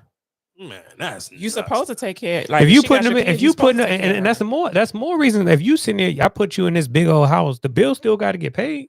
You can't expect me to pay him. You set that standard. You set that lifestyle. You can't be mad at it. So okay, somebody in the chat say he don't. You got to sit here and think, but he ain't playing basketball 24. I'm with the he don't play basketball all the time thing. Like I do think I two things I do agree with. I agree with what y'all saying, and I do at the same time still think you can be a hands-on dad because nobody will argue that Jason Tatum ain't a hands-on dad. Right, but Deuce is at the games. He's at the games. So so basically what you sit here saying is you kind of almost like how everybody else judge it. Like if it ain't on social media, we don't believe it. So you will believe that Jimmy Butler was a better dad if his kids was actually at the game. I'm not going to say he's a better dad, but we didn't even know he had kids. We did not know he had kids. Even if it's 50-50, you still got to pay something. And then you got to think about it at the end of the day, what that's like probably what 10,000 for each kid. Or 15 for each kid. You got 3. You're a millionaire. You got 3. You can't cry. I can't cry about that. You could cry about it, but I hear what you're saying. Hey, you could definitely, you for sure could cry about it. Trust me, and I'm on the paper, so I know. Like I said, at the end of the day, I'm not gonna feel bad. You still gonna do what you got to do. Somebody in the chat got a good jump. Like regular people don't take their kids to work. That don't make them bad parents. I'm not, but that's my thing. You saying you just saying he's a single parent dad. Like you sitting here discrediting her. Like, oh, well, she's not around. What you need that? Like that's what I'm trying to tell you. Like you're discrediting her job. So listen to what I'm saying. I'm only going off of what I seen. Like I said, I'm not no huge Jimmy. I don't follow Jimmy Butler on social media. I'm not no huge Jimmy Butler fan. But I watched this series on Netflix, and like I said, when I came here and talked about that series, my hot take was like, damn, is Jimmy Butler and Jason Tatum single fathers? That's what I seen when I watched this. So I'm not mad at Jimmy Butler. So maybe even he knew like shit. I'm gonna paint myself a certain way, and that's what I got from that. I got him and his dad had a great relationship, and it was just him, his dad, his nanny, and the kids. So that's just my only thing. Like I hear what y'all saying, and I'm not. And listen, and you absolutely right. I guess to eliminate all that, of course, the best thing could possibly be is to get married. But for the people who don't, but child support is not for people because you're hands on. Child support is for the child, whether you're hands on or not. That's why I said. So whether you in your child's life or not, if they want to take you for child support, they have every right to do so. Okay, so I got one question before we get off of this one. So if I had the kids 80% and you had them 20%, do you feel like that woman still deserves child support? Then, if I got them 80% of the time and you only got them 20, do you feel like that woman would deserve kids there? I mean, deserve child support there? Okay, still, at the end of the day, though, the judge told me 20%. I got them 80. It don't matter. They still your kids. It don't matter. You can be it just because you assume because you a hands-on dad, I don't have to do nothing extra. I don't have to pay no child support. Now, some people roll like that. If you, as long as you here, it's okay. But at the end of the day, like it's still your job to take care of them, whether you're hands-on. You know what I'm saying? We could take you for child support even if you are hands-on. I hear what you're saying, but then that will almost be like baby moms don't take men for child support because the mom got the kid 80% of the time for most case scenarios. So that's what I'm saying. If I'm a dad and I got my kids 80% of the time and the mom only got them 20%, is there still room for child support? It depends on the situation. Because what if I'm the one that's taking them to doctor's appointments? I'm the one covering these bills, or I'm the one doing this. I'm the one that got to call out when he's sick. You're not missing no games when he's sick, when the kids are sick. I got to take them to them appointments. Like I said, you can't, dog. You making that money. I mean, shit, it is what it is. I guess, a little, to switch gears real quick, because y'all know my favorite show on the internet, or at least my favorite clips to watch on the internet is, of course, the Red Balloon. So while we kind of here on the relationship situation, I got to get one of these clips in. You have any kids? Yes, they're all in liquid form. What does that mean? Funny. Hold on, watch this though. Like they haven't been produced. Oh. That was really funny. Sorry. Oh. I'm sorry. I'm sorry. I just didn't get it. That's all. I'm sorry. Okay. You good? Absolutely. Okay. We could be friends. We don't gotta fight. All right. I'm gonna have you pop a balloon whenever Sorry, you're ready. I think you know it's coming. Yeah. Why you say that joke? Huh? I ain't gonna lie, everybody in here got that, and then she was like, "Wait, what?" I guess I'll be the dummy. I don't know. You ain't dumb. I like you. You was cool. I you think look you're like cool. Destiny's Child, kind of. I like that. You earned it. Now, is he someone that's your type? A little bit shorter for me, but I do think that you have a good face card. Appreciate you. Of course. Thank you. Hell no, not Okay. that joke. So listen to what I'm saying. So my thing is, even with that clip was why it was so funny because everybody in the room actually got the joke, but her. Like so, and the crazy thing is, if I play it again, the second time you listen to it again, you're gonna laugh even harder the second time because the shit was actually funny, and it's even more funnier that she didn't get the joke off the rip. Where it was kind of like she was like, "Huh? What you mean?" Like everybody, even from the host, the whole entire room got the joke, but her, and she was just kind of like dumbfounded. And she looked good. Let's be clear, she looked good, got a nice body, cool. All of that is fine, but at the same time, it was just like, all right, bro.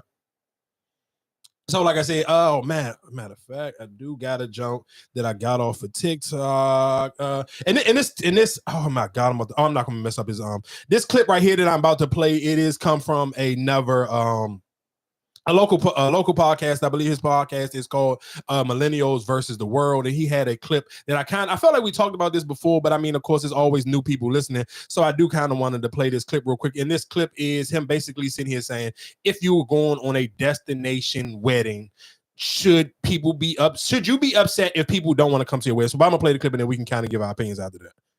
Hey, look, man, fair or foul, dog. Inviting people to your destination wedding, but expecting them to pay for their accommodations and travel. I was having this conversation. I'm going fair. I think like you just gotta give people time, invite them, let them know the cost. And if they say no, they just say no. It's okay. It's about you and your spouse anyway. I don't think it's realistic for you to want everybody there and they think you're going to cover everything. But look, if people go to a wedding, typically that's not in the States, you don't pay for, I mean, that's not in the state you live in.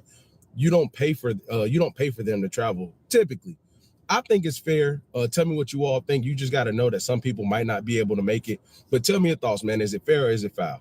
Hey, look, man. Fair. What y'all think? I mean, ain't that the reason why you have a destination wedding? What, to kind of eliminate some people? Yeah, I agree. Like everybody might not be able to make that trip. that's why you have a destination. That's what I thought the whole purpose of it. You don't have to have a big wedding. So you had a destination one. Yeah. I necessarily don't know. And you know what's so crazy? What will make me even kind of double down on this take? It was this girl I follow. And I'm sure most of y'all, if you live in the DMV area and you a horny nigga, you probably follow this girl too because she's a personal trainer. But anyway, she went out of town. And I do got it real quick before I even get into this out of this conversation, because one of the reasons why I was terrified to leave the country, just because she got in a car accident. I'm talking about a real bad car accident. And it was like, and she was just like, her and her friends was panicking because they didn't know necessarily how. I believe they was in Ghana for whatever the reason why all people go to Ghana, like during that little Christmas, New Year's break. And she was in a bad car accident, and they was panicking. Like, I don't necessarily know what the insurance is going to be like. Are they going to take our insurance or how they going to carry it? Whatever. That's one of my biggest concerns. Think one of my biggest concerns is, one, if something happened to you over there, how do your family, because I mean, of course, a lot of people travel. You may have the finances, but would your family have the finances to come and save you? Like to bring you back home? God forbid if you die, your body just going to be there? Like, are you gonna be? Can your family afford to come and get your body and even give you a proper ceremony from, like, let's just say if you was in Ghana or you was in Dubai? And I do realistically, this is that's why they have travel. They have travel insurances when you travel. What you mean? Like you pay for the travel insurance. Like certain, so, like if something happened to you, they'll at least get your body back home. Stuff will cover it. And even and then even some people health insurance cover stuff like that. That's why I asked. I don't know. Because even with what happened when we went to Aruba, like the insurance covered it. So you know what I'm saying. So it was all you had to just pay for that copay or whatever their copay is out there. Some people have that international, like I said, depending on your health insurance or whatever you got. Some people stuff cover that, but you also can pay travel insurance. Like if you were to go out. Oh, see, I didn't know that. And that's why I wanted. But I guess my other last question is just the hype. Why do so many, especially rappers? Because I was listening to that new verse, that the song that Lil Baby and Future put out called 99, and Future had a bar in there where he was like, I run stuff from the trap to Dubai, and I kind of and I've been thinking this, but that verse kind of I'm like, why do rappers? What is their infatuation with Dubai? Because when it was just women, everybody made the jokes. Oh, the girls go to Dubai to get peed on, to get pooped on, or whatever the case may be. But now I kind of just like, why do all the rappers love to run to Dubai as well? Like, what's the catch behind it? I understand why the athletes do it, because of course, with the boxing matches, they paid them that crazy bag, like whatever that dude is who got the stupid bag, and he was paying. Damn, who did he recently pay that had to fight? I want to say, was it two Spanish niggas? what's my Spanish man name with the red head that when I be going up to the Breakfast Club? I think it's Canelo. No, their last fight, he paid for that. So I understand that part. But I was kind of with the rappers. I'm like, why all y'all niggas keep running to Dubai? And even for the girls, like, they don't do it as much as the male rappers do. Because I think you got to kind of just, you got to play it a little bit more safe because their laws and religion is completely different. Because I even remember when Lotto went there, like, she was fully dressed. She was getting that leopard shit off, but that shit was literally from head to toe. It wasn't no ass cheeks hanging out or nothing. So I kind of just was wondering, why do everybody just be so geeked up to run to Dubai? That was just my thought on that one. Two more other clips that I do got from TikTok that I just kind of want to play before we get into any more serious topics. Bro, how my girl gonna be mad at me? Because when Royce O'Neal popped out with Paige Heard, I said it should have been me. But every day in the kitchen, I hear her go, Aaron, Pierre, that's Mufasa. I'm like, bro, that's simple. You heard me? It's your size right here, right? You gonna pick the biggest round possible too. You don't make me search it. Yeah, that's it right there. Like, we gotta be for real, guys.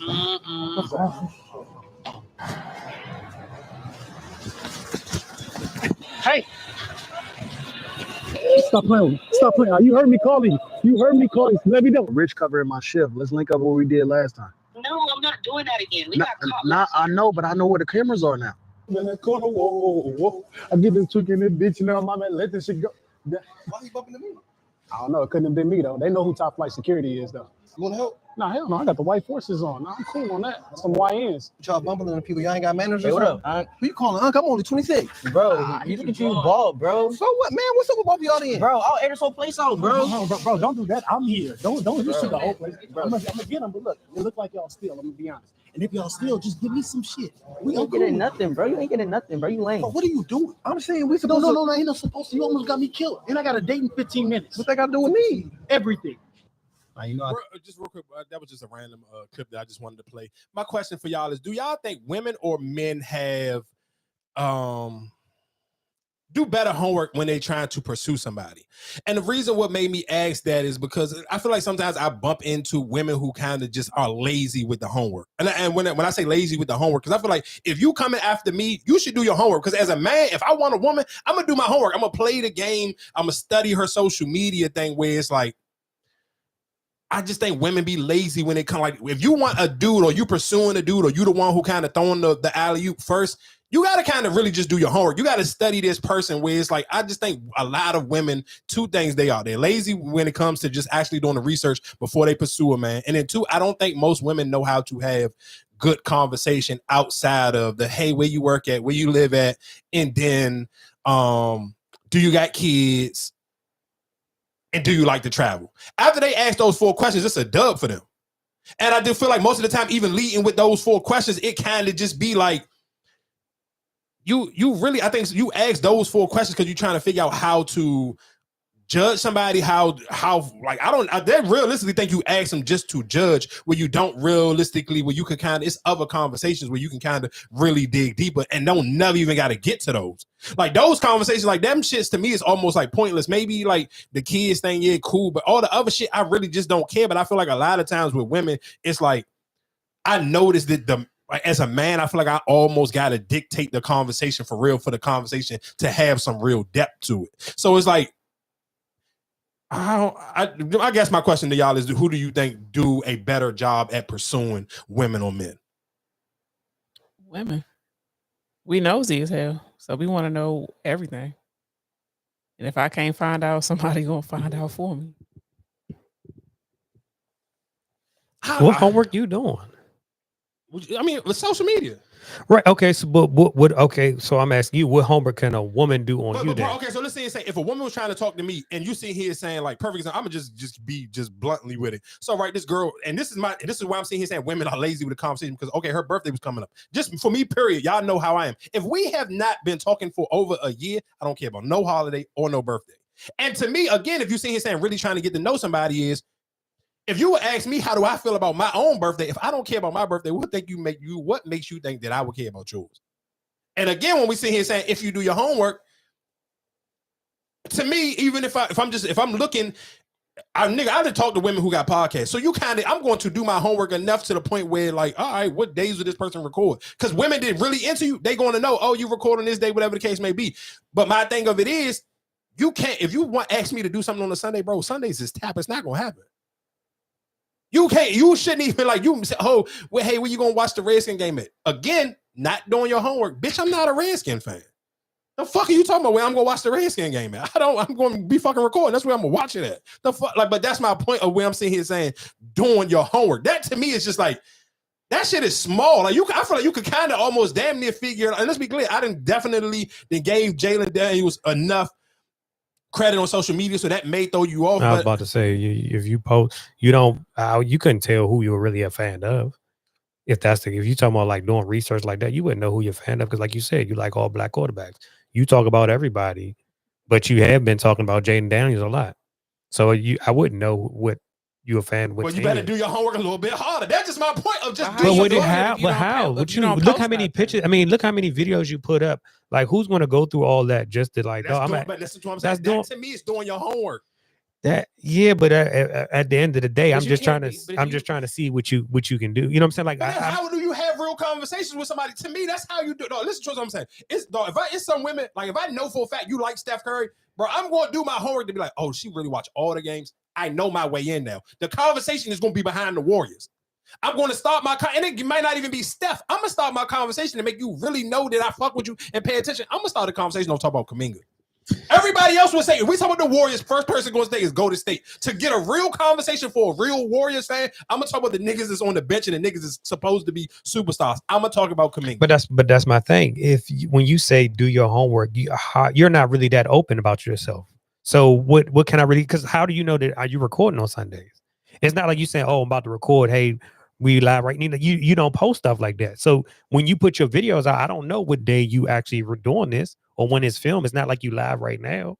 Yes, if I'm on your YouTube, but if I'm on your social media. But that to me is do your homework then. But that's doing that, dog. Who's doing all that searching? You're doing your homework. Like sometimes if let's just say they do their homework and they listen to your podcast, you kind of hard to gauge on what you want and what you like. What you want and what you like, because you say one thing one day and then you might switch up next time. But my point of it is, if you listen enough, there's still enough room to at least have a better conversation than sitting here saying your basic four. That basic four is going to turn me the fuck off. Because that means you just don't realistically know how to hold a conversation. That's just even if we talk about podcasts where it's just like I sit here and said last week, every podcaster don't have the Joe Budden grace from their audience that you can start off the first 20 minutes talking about what you did on the weekend because you ain't do shit. You went to fucking work and that's it. You probably had to watch your badass kids.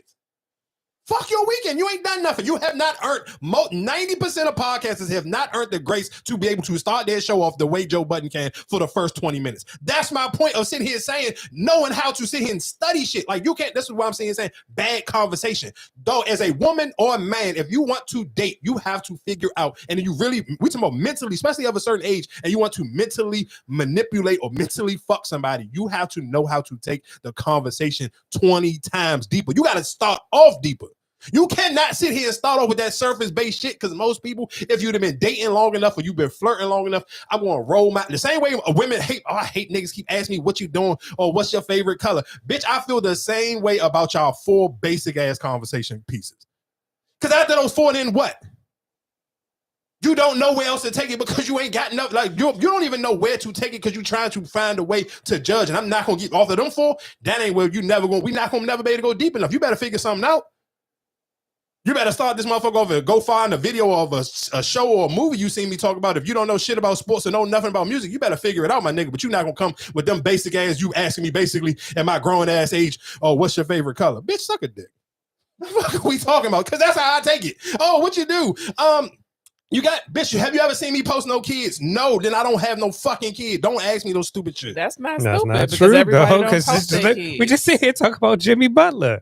Like, that's not, I mean, a lot of people don't post their kids. You don't know they got kids until you see them family pictures pop up. You better figure out, you got to do your homework, dog. That's all my point is. Do your homework, because as a man. I hate, but see, that's my thing. Who's pursuing who?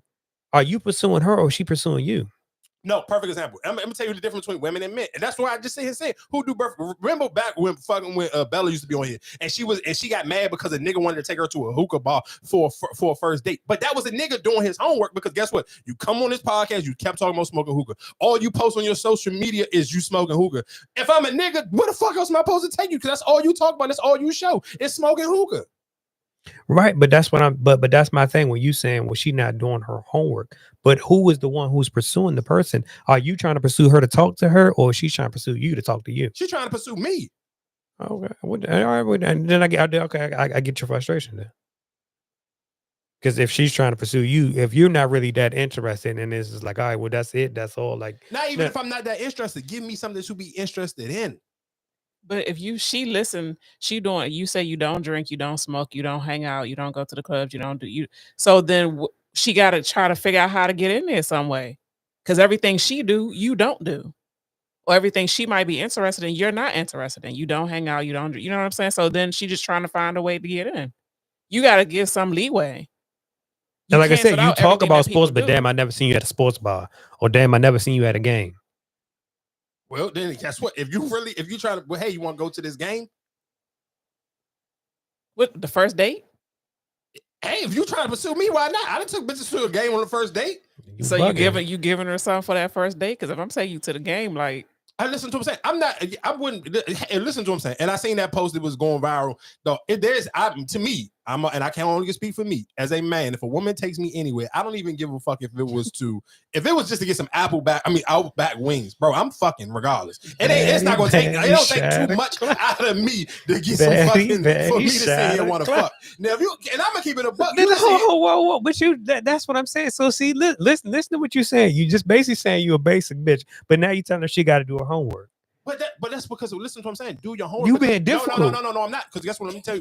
No, you playing hard to get. I'm not playing hard to get. I'm gonna tell you why I'm not playing hard to get. Because most women will sit here and think in your mind you'll sit here and say most women will be like, oh, men act different after you have sex. No, you didn't take time to get to know me before you gave up the pussy. So you think I'm acting different, bitch? I'm acting nonchalant as I fucking would before you gave me some pussy. Because the pussy ain't gonna never move. Let me tell you something. Pussy is not gonna make me get out of the bed, especially during the winter time. It's too fucking cold. And I don't got no fucking parking space, so I gotta park and walk.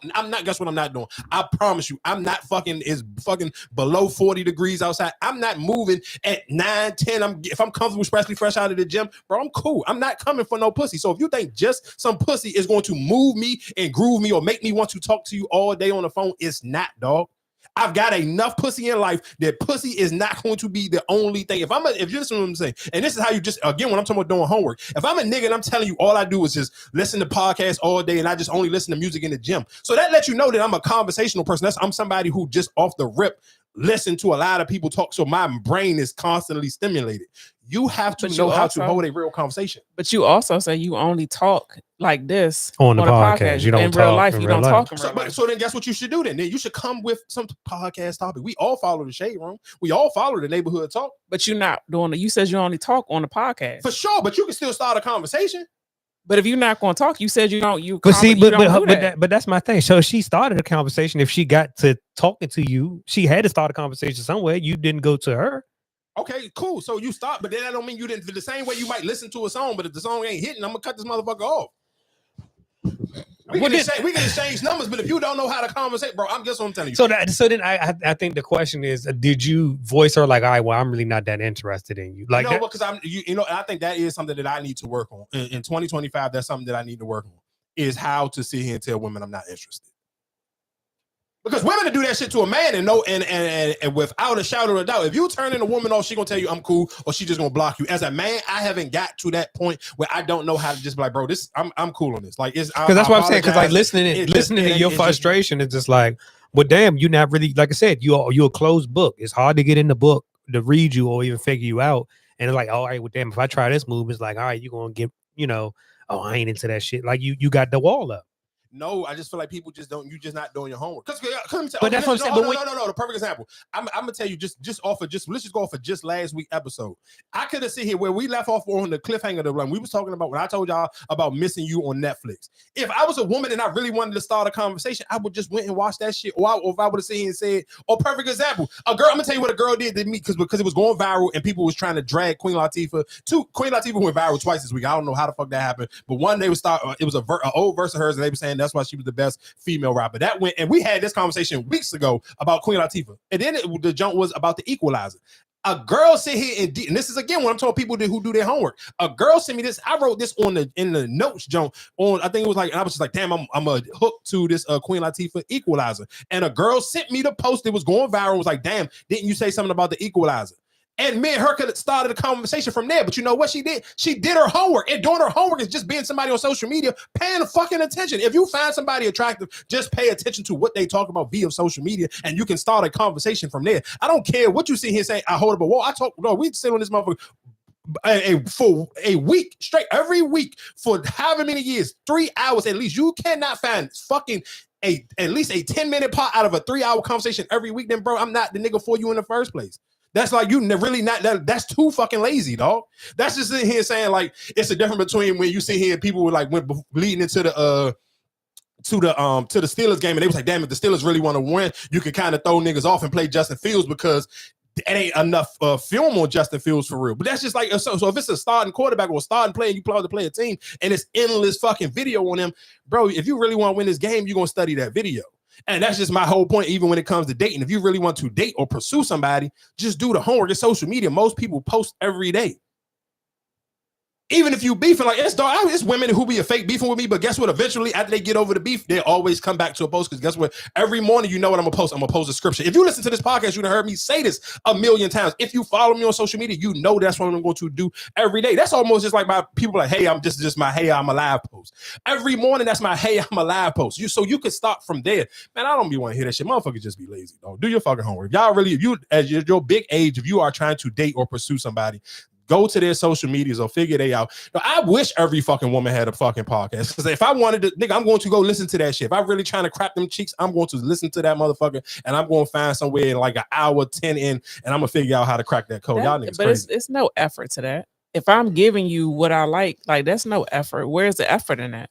What you mean? I would rather you try to maybe think outside of the box. Don't come to me with what I'm already talking about.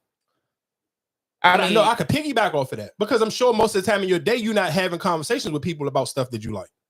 But you said go to the social media, go do your research, look at social media. If I'm posting, I don't never get flowers and I don't never get this, and you come at me with flowers like that, I'm giving you the cheat code. So where? No. I ain't even talking about that. I'm talking about like if you sit here and say, if you sit here and say if you was like, let's go back to when Cross was out. If you was like, damn, I love Cross, this young crazy. Okay, cool. I seen that you watch Cross. If I want to start a conversation with you now, I'm gonna start it off with Cross because I know how many. Because if you say flowers, or let's say most girls they post, damn, I want some crabs. I know for a fact there's already 20 niggas in your DM offering to buy you some crabs. So now I gotta go where I know most niggas not gonna want to do the homework. You talk about a TV show that's a fucking series and it's out. Most niggas not gonna take the time to watch the series just to start a conversation with you. I will though.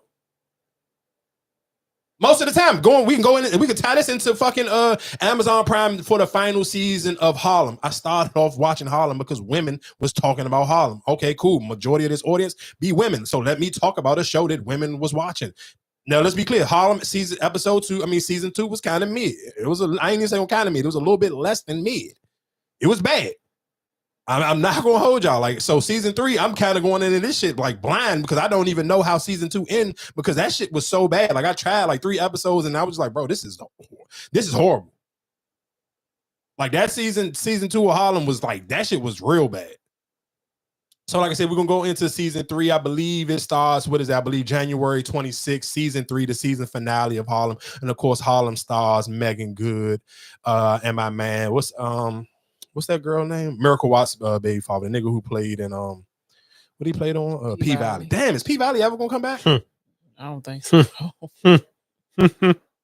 Damn, I forgot all about that. Like you kind of even can't come back now at this point. Oh, Jalen, you almost put that crash money right there too. Yeah, I don't necessarily know. I don't even. Yeah, again, like I said, Amazon Prime, January 26th, Harlem will be returning for its 3rd and final season. I do want to play this. Oh yeah, and real quick, but just the Upshaws is back with. I ain't see how many episodes was back, but the Upshaws are back with new episodes on Netflix. Hey, how are you? Good, how are you? You actually really cute. Can I get your number? I would never give my number out to somebody who works at the Dollar Tree.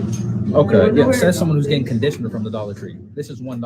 I hope you know. $1.25. Also $1. This is actually better than most of the name brands. Bar soap, but also $1. Moisturizing hair lotion from the Dollar Tree. No wonder your hair's dry and ashy. Mega bowls from the Dollar Tree. Food, dinner. You hella bold for saying what you said to me. Buffalo style chicken and mac and cheese? You can't cook? Man, it actually tastes kind of good. Like, This bitch can't cook. Thank you for not giving me your number. Thank you. what are you talking about? Man, just hurry up and give me that $7 you about to spend. I know that's gonna break the bank. Oh, it declined? I think that's the wrong card, Like how you declined my number? the wrong number. Oh, guess who has money? The 9-to-5 guy, me with the Dollar Tree job. Yes, I could afford this. Here, on the house. Take it. Man, where you going? No, the bus isn't running this late. Assuming you don't have a car. Hey, how are you? Man, that's why I'm not gonna. I'm gonna miss TikTok. I hope literally. I don't necessarily know how it's gonna work or what's gonna happen, but January 19th, my fingers will be crossed and hoping. But ain't those the TikTok- same? I mean, because I saw that on Instagram. Ain't those the same videos as on Instagram? That's why I be feeling like some of them. I be seeing some of them after I already seen them on TikTok. So I'm sure. I mean, most people, if you got common sense, I'm sure most people would realistically convert your TikTok videos to your Instagram. I mean, to me, that would be the only thing that kind of common sense would make sense. But everybody don't necessarily got common sense sometimes. And while we was talking about just regular stuff that's going on in the culture, Fat Joe has tapped out of hosting the BET Awards. Fat Joe has been hosting the BET Awards the BET Hip Hop Awards for the last 3 years. But of course, y'all know, I think maybe 2 or 3 weeks ago, we played a clip. I told you I really didn't have no feelings on it because I feel like this is just some New York type of stuff. And this is just New York people. And this is y'all business, the way y'all allow non-black people to use the N-word. So that's kind of just like some New York stuff. So I really wasn't up in arms about it because I just, like I told y'all before, I live in the DMV. That's not our everyday life. Like the DMV is probably one of the most segregated places realistically that I've been in the world. Like it's not no bunch of like where the black people live at, the black people live in. Now, I mean, of course, in DC it's a little bit different now, but we talking about like PG County, Montgomery County, like there are certain pockets where it's like, bro, it's even certain pockets in PG County and even in Montgomery County where it's like damn near just broke off in like certain religion spaces, or just like you'll really be surprised like until you just mysteriously bump into a neighborhood and be like, oh damn, it's literally all Africans that live here, it's all Spanish people that live here, it's all Asian people that live in this zone, or it's all Jewish people that live in this. Now you will be surprised, like I'm just like random apartment complexes to be in the cut and you be like, oh shit, it's real life, only all African people live in, or it's only all Asian people live. So it just real life secluded. So we don't deal with that type of like Fat Joe shit here because it's not like it's no space for that. Like we don't have that here. So I felt like that was one of those things where that's a New York issue.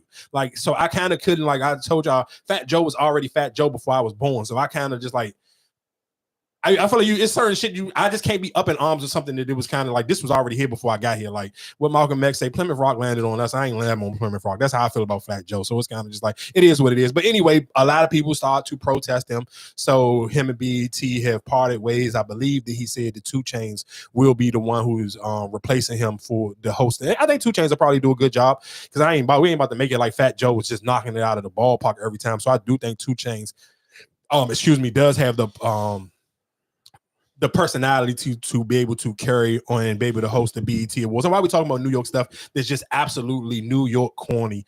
It is Fabio Foreign and Little TJ. And I'm not gonna lie to you. And I say this all the time. If you're new here, I've said this a million times. Fabulous, The Locks, Jayda, all of these people are to me local rappers, and they're just from the biggest city in the world. They are from the hip hop media space with the largest podcasts, largest radio shows in those spaces. So it's easier to seem like they're bigger than the world. But if you follow any of these people on social media, you don't sit here and see, unless it's a Mr. Ruggs joint, you ain't seeing Fabulous really popping up doing any shows outside of, he probably go from like Boston to realistically. I mean, of course, he came to DC a bunch of times. Him and Jadakiss have been to DC a bunch of times. They may do a show at like Dre's in Vegas, but that's it. Like you're not about to sit here and see, oh yeah, Fabulous hosting this joint in Houston, or he somewhere in Dallas, or he in Alabama, or he in Baton Rouge. Like you don't see Fabulous booked for a bunch of those things. And the reason why I just had to kind of just, so when people hear what I'm saying about Lil TJ and Fabio Foreign,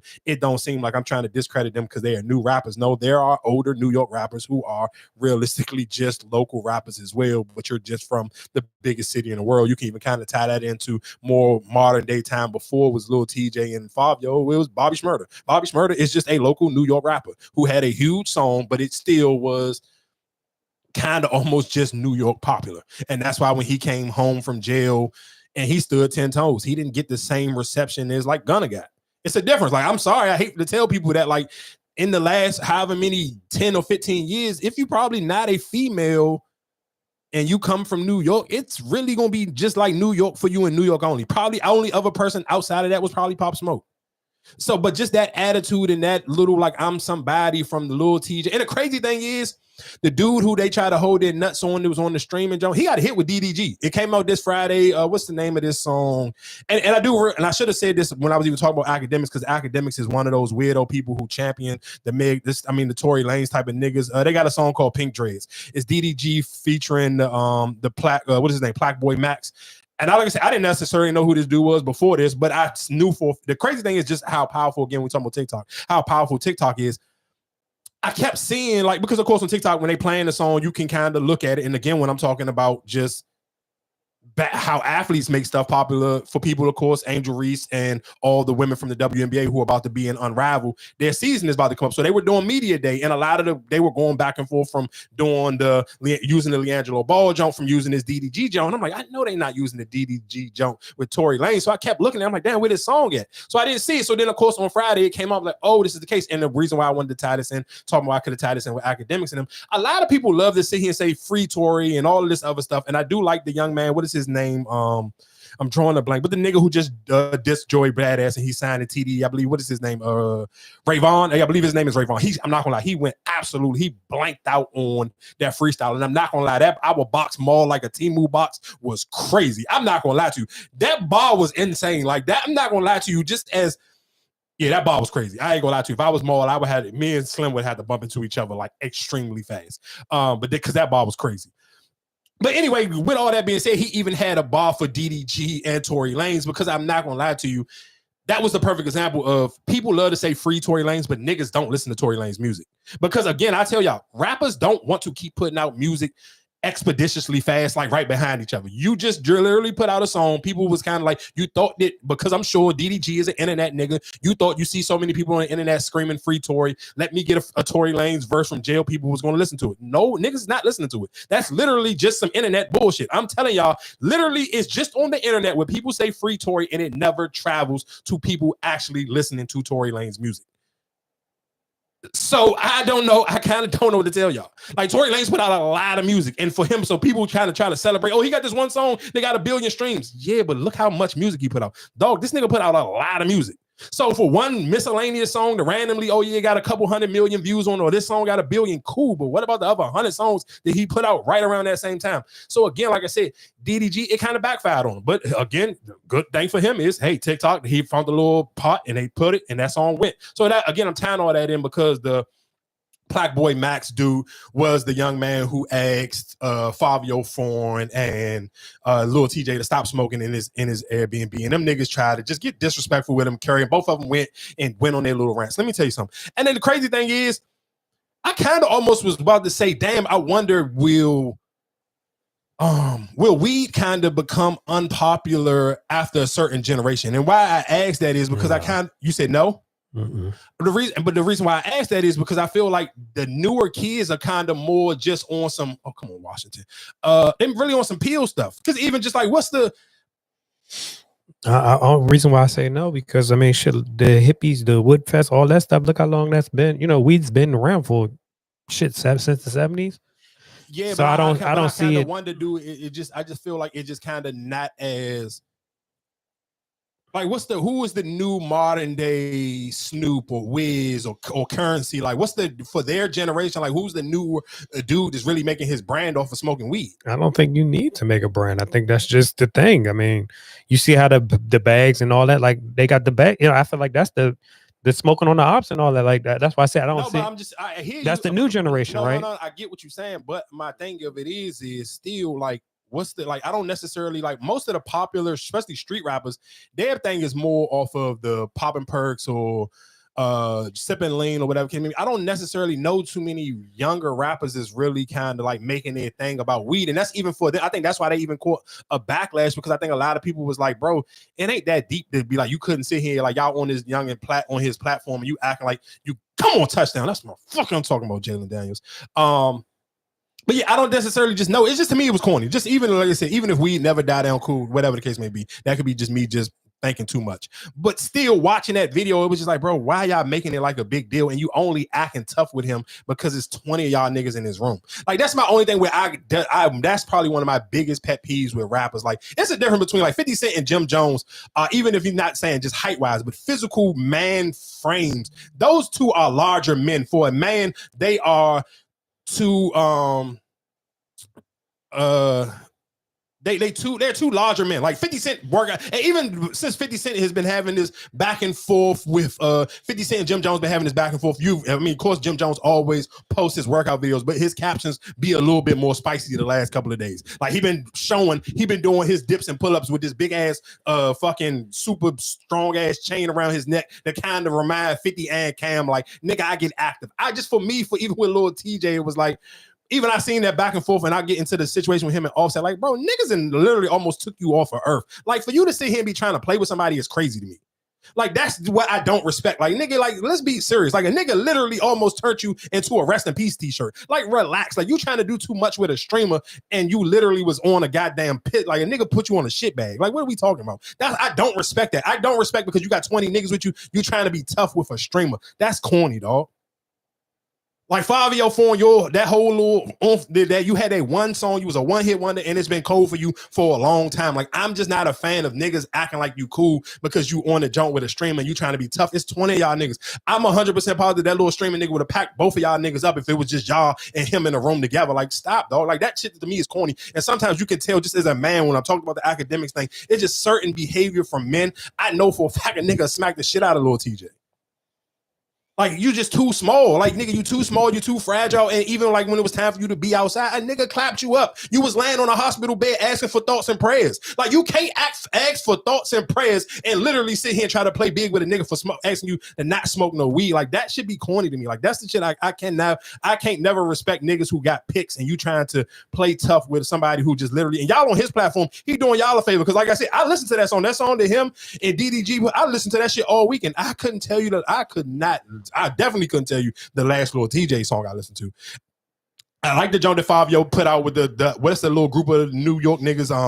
And most people didn't even like that song. I just felt like it was something that I liked that I put in my gym playlist. It was him and the 41 dudes, and they had a little song. I forgot the name of the song, but it was like I liked it. It was cool. I added it to the gym playlist, but that shit was corny to me. I'm just not a fan of niggas trying to play tough with niggas who just like, I'm just trying to record my streaming joint. Y'all sitting here like making it a bit like I asked you to, like, come on, dog. It ain't that deep, especially not when it comes to smoking some weed. To me, that shit was just corny, and it's just certain things that just be like, all right, dog, whatever.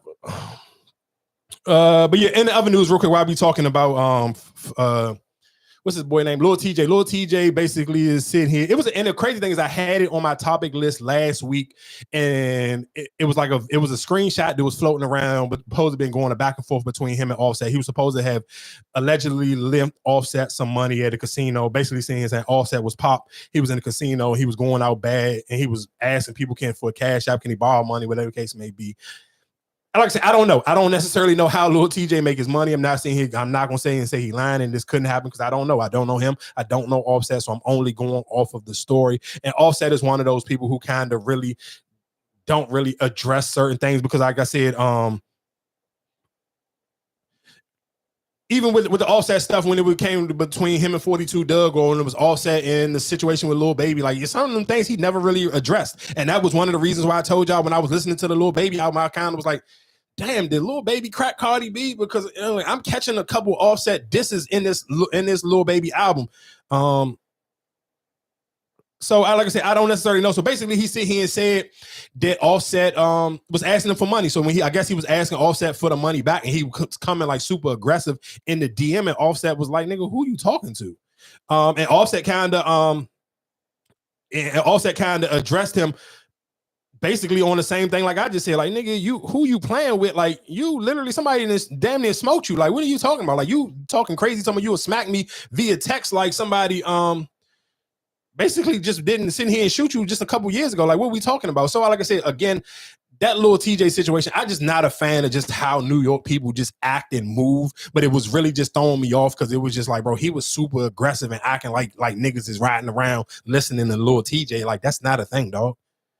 Like, that's not a thing. And it's a difference between, like, I could understand if A Boogie act like that, because the difference between A Boogie, like, you could probably, some people may be able to even argue like A Boogie is not as big to the rest of the world as he is in New York. But the difference between A Boogie and Lil TJ is I've seen A Boogie literally perform when Summer Jam was still at MetLife Stadium. That's a football jump. Seen the whole entire crowd rap his stuff word for word. When they moved to the Barclays Center, I seen him perform it. The whole entire crowd word for word. So you talking about the Barclays Center probably hold like 17,000 people word for word. I seen him do it Madison Square Garden. I think Madison Square Garden hold like 19,000. I've literally seen A Boogie with the hoodie perform in front of large crowds and they go crazy for his jump word for word. I ain't never seen that for Lil TJ. Fabio had a second, like I said, with the A big drip. Yeah, you had it for a song, but it ain't been like that for you since. And that's why I think sometimes you should be humble and be careful on how you because you need all the fans you can get, especially if you are in the entertainment business.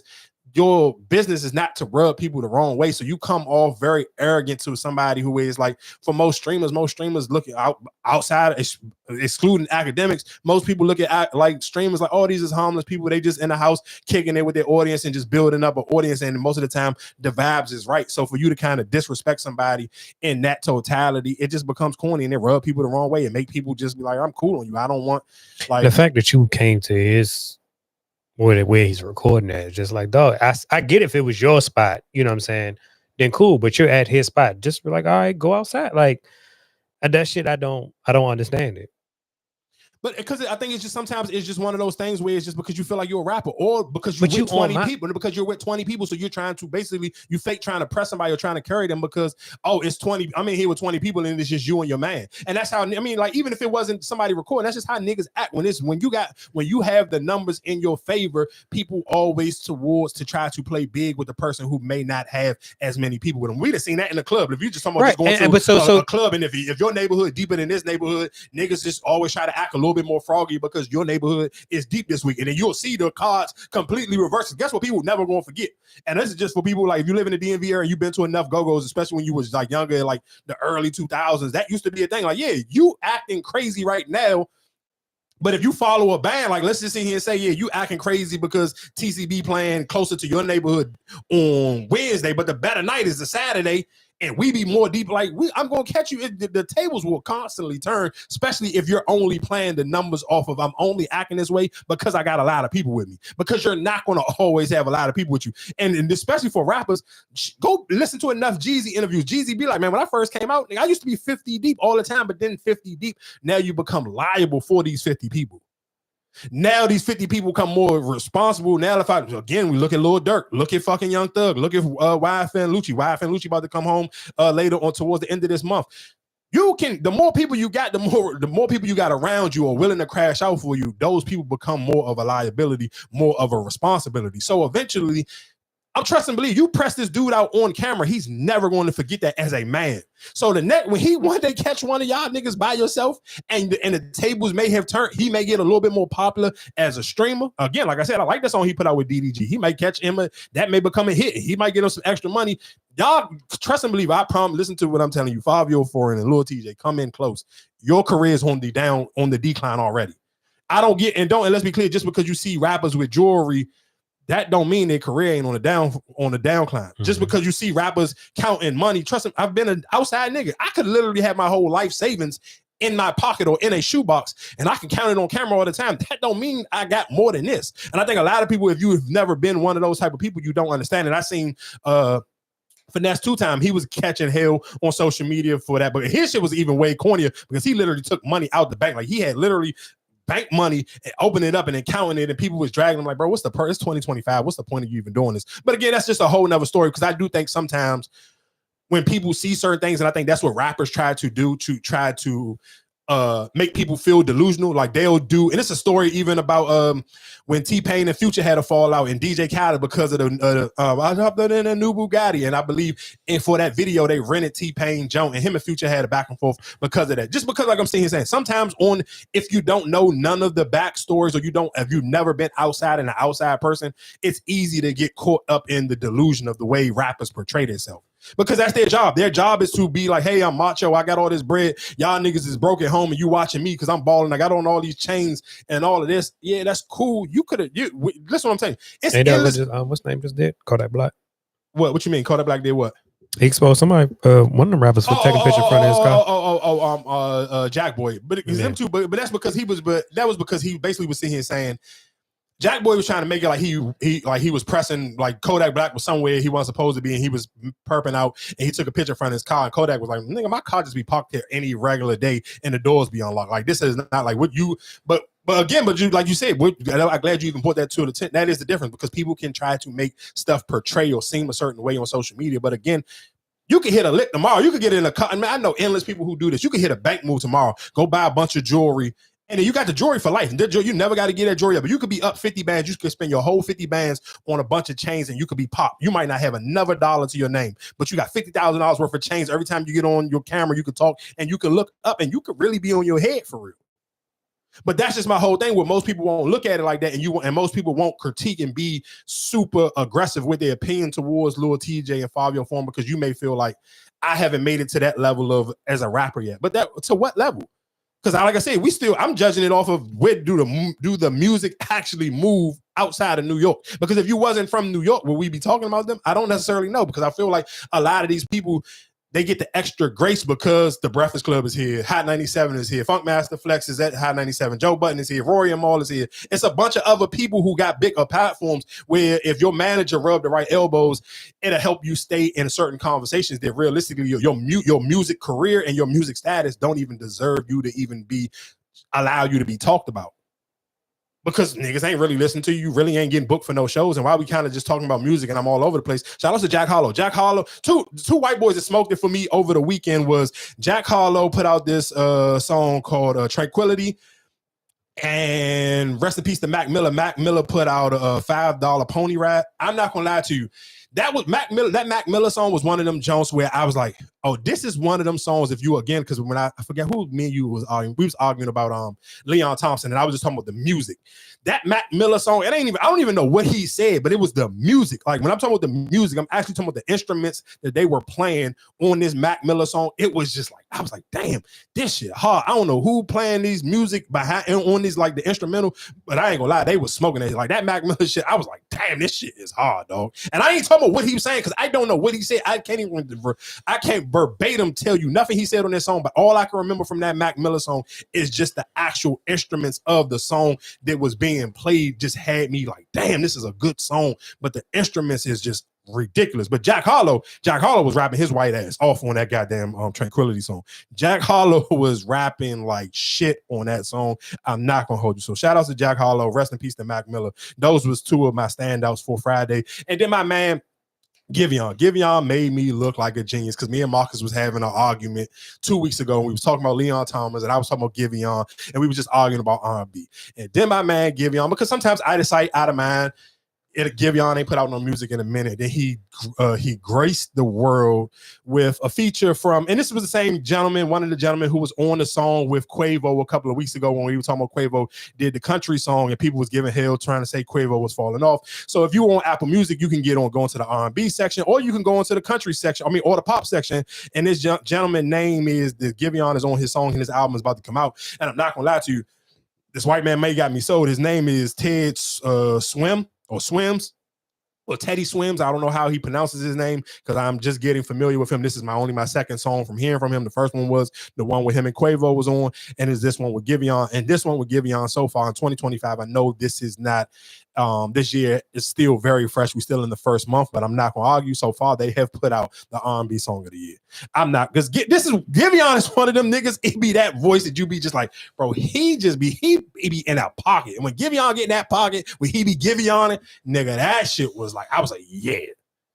I was like, yeah, this is my man. This is why I was arguing for my man a couple of weeks ago, because Giveon is really him, dog. That song, I was like, yeah, I like that. So I'm definitely gonna check out when is his album supposed to come out? Do they got a release date for this joint? It's coming soon. Teddy Swift.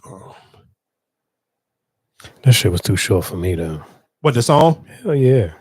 It come out January 24th, so 2 weeks. It come out in 2 God weeks. damn, like I don't like that. But I mean, of course, the short songs is the streaming thing, because now you're gonna keep replaying it. You're gonna go back and listen to it. You're gonna play it again to kind of really just let it like, all right, let me really just keep. Because sometimes a song can be too long though. Like a song could be too long because you kind of never going. I'm not gonna go back to the song if the song is that like if it's OD long.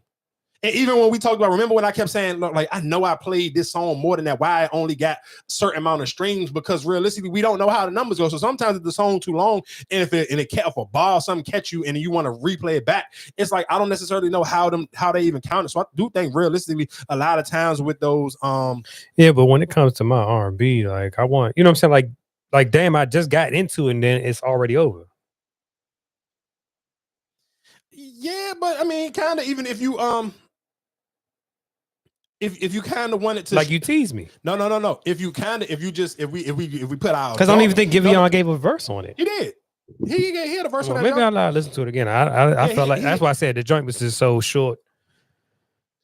Just real quick, but I mean, just but I get before I move on. Just like I said, to put on my adult pants, it's just like even if you're a man and you adding this to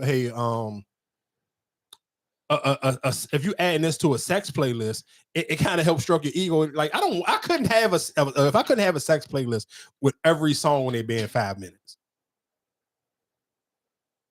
Like if you count, like let's just sit here and say, if you counting, if you sitting here trying to like use the song to like be like, damn, I've been in this box for a couple minutes, bro. If you're still only on the second song, that shit is y'all like gonna do. I'm not gonna lie to you, it's gonna upset me a little bit.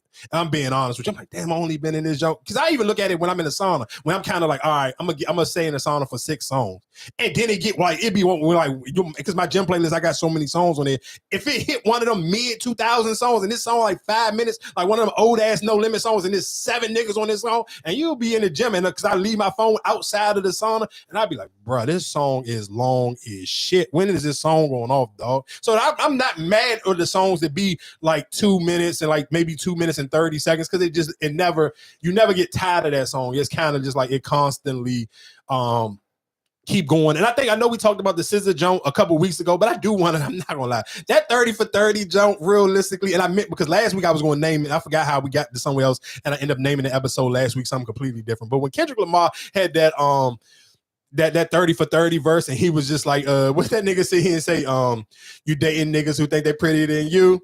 Oh, and like, don't come with the extra shit after that, because I wanted to own that part. Like, I wanted to, like, Kendrick, you saying that's like a slight. I don't give fuck you, nigga. Yeah, I do think I'm prettier than some of these bitches. You absolutely right. But then he comes with the most disrespectful shit right after that. That nigga come in with the, oh, he get on his period before you. Oh, I'm like, all right, now, bitch, I can't even sit here and be like, oh, I like this me, or he Kendrick talk about me on this song, because you come very disrespectful for the next bar. Like, you can't even let the niggas who really think that they prettier than some of these weak ass jumps, you can't even let niggas live off of that verse. He comes soon, like really, he like, dude, as soon as you kind of want to throw your hands up and like, yeah, Kendrick, you talk about me, I think I'm prettier than these bitches, and then he be like, oh, he come on this period, the next to you, and then you be like, all right, this nigga, he just ruined the whole fucking song for me now. But shout out to Kendrick Lamar and SZA on that one. And I guess realistically, in 2 seconds, we kind of got to get into the stuff that kind of been dominating the internet. Who else? I ain't gonna lie, I don't have too much real talk about that Twitch boss man stuff or whatever the case or whatever his sit. Oh, I gotta wait for Erica to come back in here while we get, and then we can talk about that. Shout out to Sexy Red. Sexy Red did get her. I thought her titties was already done. She must have was doing something else. I'm gonna play this clip of her talking to Glorilla, because I was kind of lost on what she had going on. This bitch, I just said they not hard. I be feeling like a boy. Cause look, Glow, let me tell you what happened. So first, I had went to the doctor. Remember, I was like, I'm getting them smaller. They was too small. So I went home. I went and looked in the mirror. I looked like 50 Cent, bitch. You know when 50 Cent had the vest on? I'm gonna show you the picture. I was in the mirror crying with the little vest on, the little shirt. Okay, that was the first time you had gotten smaller.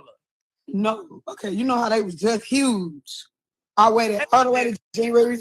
I waited to January 6th to come get them redone. I got them redone. I did not like them. They was too tiny. So then I was like, put the big ones back in. Put that. So now I got these. Girl, I went back the next day. I went 2 days in a row. I swear to God. Oh my God, you fine. On my kids. Girl. You gotta show me the picture when they were little. I'm gonna show you, girl. I looked so stupid in the mirror. I'm gonna see you. Oh my God. I was in the mirror, hella man. I was like, I'm gonna show you, bro. I'm gonna show you. I would have just did it on this live. I'm gonna show you, girl. The bra they gave me looked so big and long, like a 50 cent look. The little bulletproof vest, girl. I'm gonna show you. You gonna laugh. You still not gonna fly. You gonna be like, what? All right, so real quick, for I guess for people who didn't know, because like I said, I was confused at first when I originally just seen the headline and didn't actually listen to the video. So basically, what it sounds like, the Sexy Red went to get her original implants taken out because she wanted them smaller. Because I was looking, I'm like, bro, I could have sworn, like when I first seen this, I'm like, she got her, what she mean they was too small? Because I thought she had them done. So basically what she said is she took out her original Jones to get them smaller. And then after she took them out, she felt like she didn't like the way that they look. So she was sitting here and said, I put the big ones back in. So basically that's what she did. And she said that process ended up costing her 30 bands, in which now that kind of make more sense. So if you sit here saying you had two different processes done and you end up paying 30,000 for it. I do want to play this clip because Erica sent it to me, and I definitely, like, sometimes when y'all send certain stuff, I'm like, all right, cool, I disagree, so I'd rather just play the clip so we don't have to debate in the DM and we can kind of just debate on air. It's Tia Mori. She chose her temporary happiness over her family, and now she's online and on her TV show crying about how lonely she is, how much she wish somebody would hold her. She chose her happiness over her family.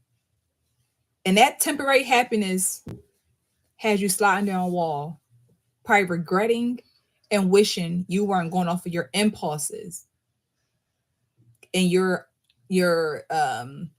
just ego getting involved and just being ungrateful. Too many women will ruin their families, break up their families for their temporary happiness. And I think about what the family needs, what your children need. You're upset with your husband right now. You're going through a rough patch. This might be a rough year. Do you just walk away and leave your family and break up your family? No. But when you have friends and you think that you are somebody telling you, girl, you could do better, and whatever better means, that's always questionable. It's always questionable. But women initiate divorce way more than men because I feel like we put our temporary happiness over the family, and our children suffer every single time. All right, so I mean, I'll let you go first, so you can I guess what's your opinion, what's your thoughts on that clip? She need to mind her business. She don't know her. She doesn't know her personally. She don't know what they've been through. She don't know her personally, but I think she's judging off of the way, because Tia still do have a reality show that she got on TV right now. So in this reality show, she has been expressing a lot of her feelings and regrets on calling the marriage off. And that's fine. That's what life is about. That's what divorce is about. Divorce is about, okay, if you've been with somebody for as long as she's been with them, you have kids with them, it's okay for you to go through all of these emotions. It just so happens that it's playing out on air. That doesn't mean she made the wrong decision. But I mean, but it kind of do mean she made the wrong decision. If you sit here saying, if she basically saying out her own mouth where she kind of regrets her calling the wedding off, or even her regretting because she's sitting here saying, I remember her saying, and it was going viral when she was like, damn, the dating pool got piss in it. Why y'all didn't give me a warning on this is what it was like before I became single again? But that's not to say that she got divorced to go out and date again. Okay, so the dating pool is shit. So would I rather stay in this marriage? Like we said, we don't know what their issues were. But it was her fault, the reason why they got divorced, because he didn't want to get divorced. But what was the issue behind her wanting the divorce? We don't know what the issue behind. I feel like every time she give an answer, it was kind of like one of them answers where you kind of like going around in circles and it's not like a real direct answer. Like he didn't cheat or he didn't put his hands on her or wasn't nothing like that. A lot of it, like it seemed a lot of times when she talked about it, it definitely seems like it's going like we kind of like running in circles while she's giving off this answer. Like I said, I feel like if you never been married and you never been divorced, then you shouldn't speak on somebody else's divorce and what they choose to do. Because you haven't been through it. It's okay to feel like, oh, damn, you have those moments where it's like, damn, maybe I should have stayed. Maybe I should have stuck it out. But for a lot of women, you stick it out for as long as you can. How long are you supposed to stick it out if this person's doing still, you know what I'm saying, not doing right, or they don't change? I'm supposed to keep dealing with it.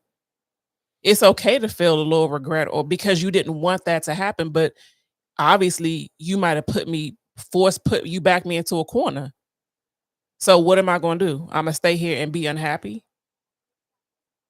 She might seem like, you know what I'm saying? Oh, okay, so I got a question for you, because just to play off of what she said and what you just said is, so okay, so if you are in a marriage or even in a long-term relationship, would you say it's okay to sit here and try to be unhappy for at least 1 year?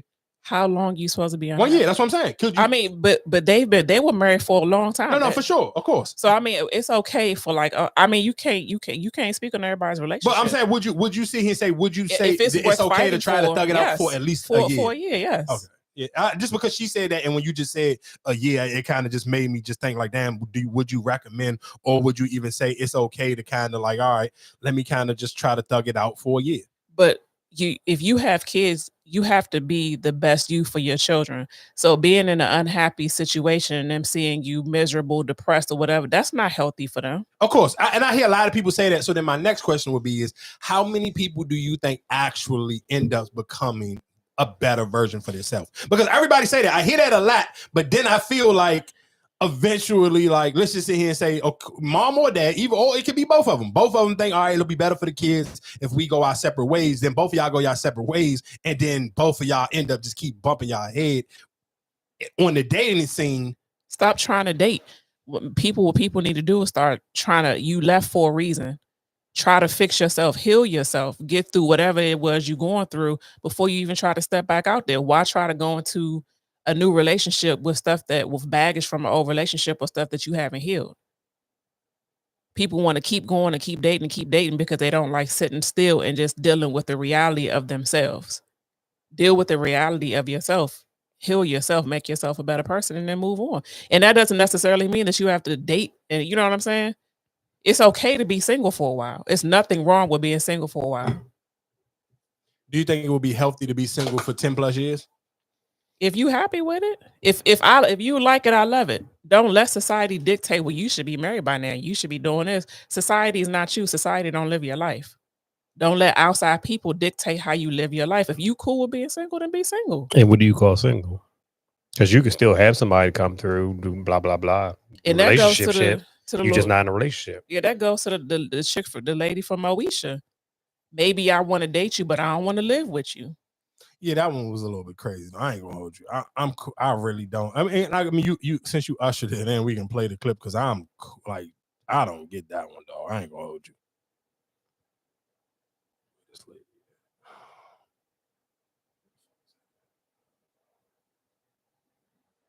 Damn, where the hell is that John at?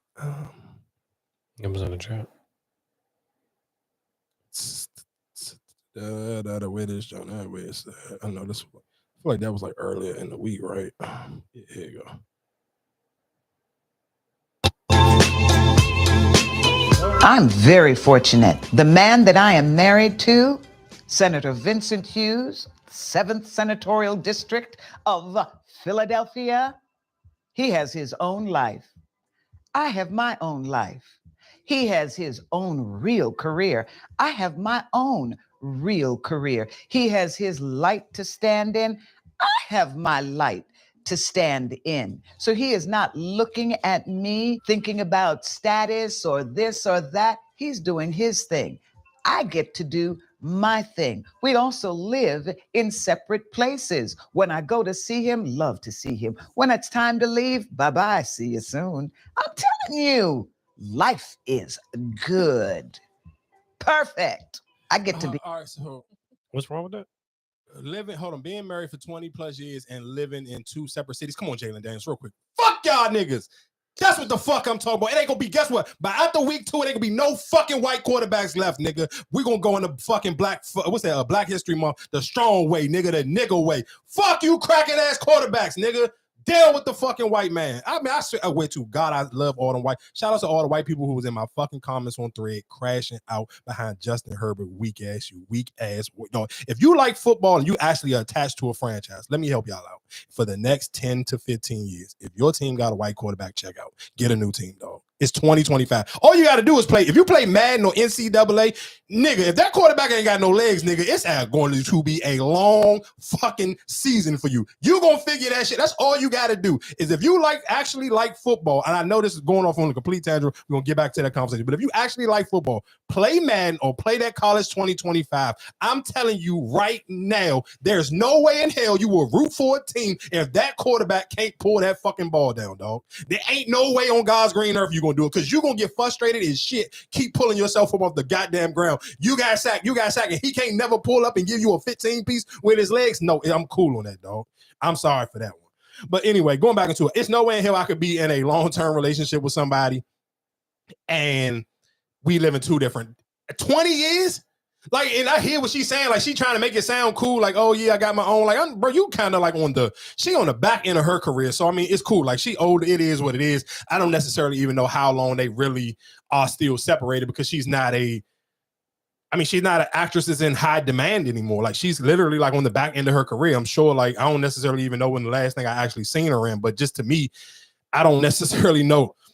No way in hell that I could be like, damn, I want to be married with somebody for 20 years and we didn't live in two different cities the whole 20. Like, that's crazy. Maybe if you saying it's a stretch and he live in Philly and I don't want to necessarily move to like California, maybe I get it. Like, all right, if you really got a couple acting gigs that's coming up and you really need to be locked in California, then cool, do your thing. But I couldn't sit here and say my whole entire 20 years we didn't live in two different cities. Is no way in hell I'm doing that. Shit, if it worked, you happy? I don't see why not.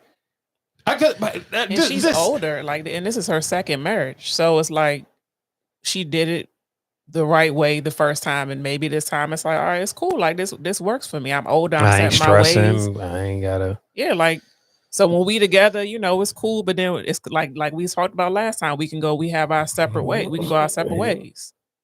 It works for some people.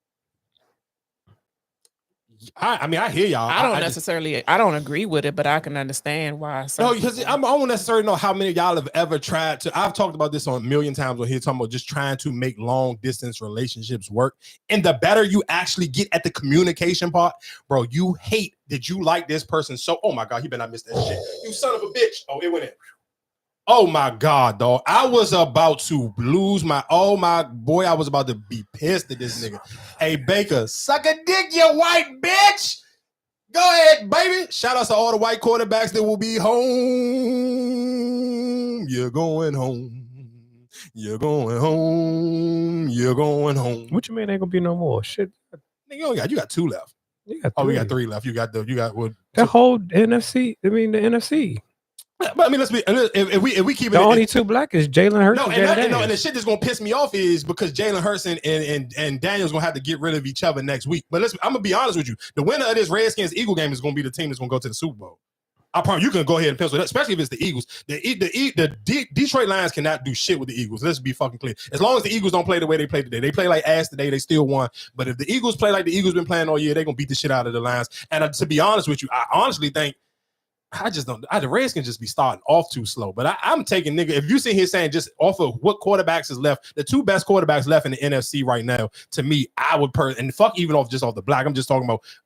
I just actually like watching and think that I will put more faith in that they can win the game for me. Will be Jalen Hurts or fucking Jalen Daniels. No, because just looking off of just watching this game, like dog, hope and a prayer.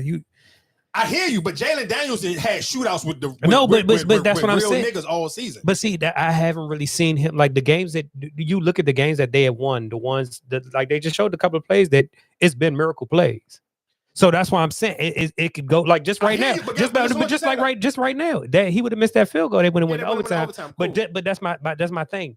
You was down in the I don't know if you was paying attention to, but when they was down in the end zone, they couldn't get in. They went fourth down. They should have kicked the field goal then. They didn't. Luckily, Baker fumbled the ball, and that's how you got the ball back and you was able to. No, but that's so my only thing is, but that don't have nothing to do with Jalen Daniels. That to me, the weakness on this Washington team is their defense. No, not even their defense, because the defense kept them in the game. But I think they don't have a legit tight end they can consistently go to, and their running backs is suspect compared to if you compare, like, if we talking about the three teams, at least the two teams that dominate, the three teams that have been dominating all season is the Eagles, the Bills, and the Ravens.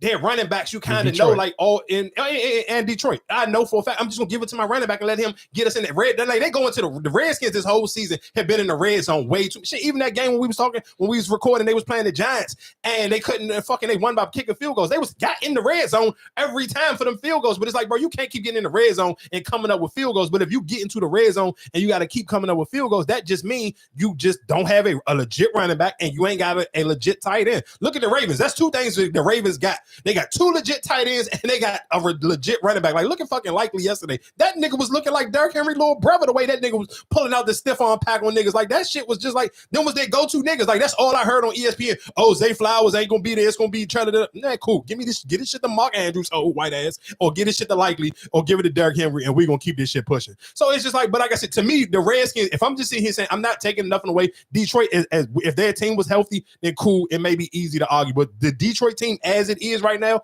I think legitimately, I know for a fact the Eagles could beat them, but I think on the right Sunday, the Redskins can beat them too. Like, I don't think nobody is legitimately can say with your chest, you know for a fact that the Detroit Lions is running about it as NFC. Like, it's going to be like cake and ice cream. I think, and that's why even with the whole, if you look at that Philly game, when they beat Philly, if what's name didn't get hurt, they was beating y'all 21-0. That's why I say that's why I feel bad for it, because the next game they got to play the Eagles, right? So yeah. I mean their season probably clipped, but I mean for shit, I guess what, out of all the rookies, he the only one still left. So I mean at least he can sit here. No, they wouldn't have to, because they the 6th seed, right?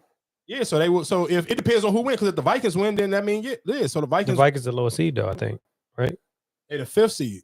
So the Detroit will have to play. Oh, well, you might be right. So that would work. Yeah, they would have to go to Detroit, I think. And the Commanders?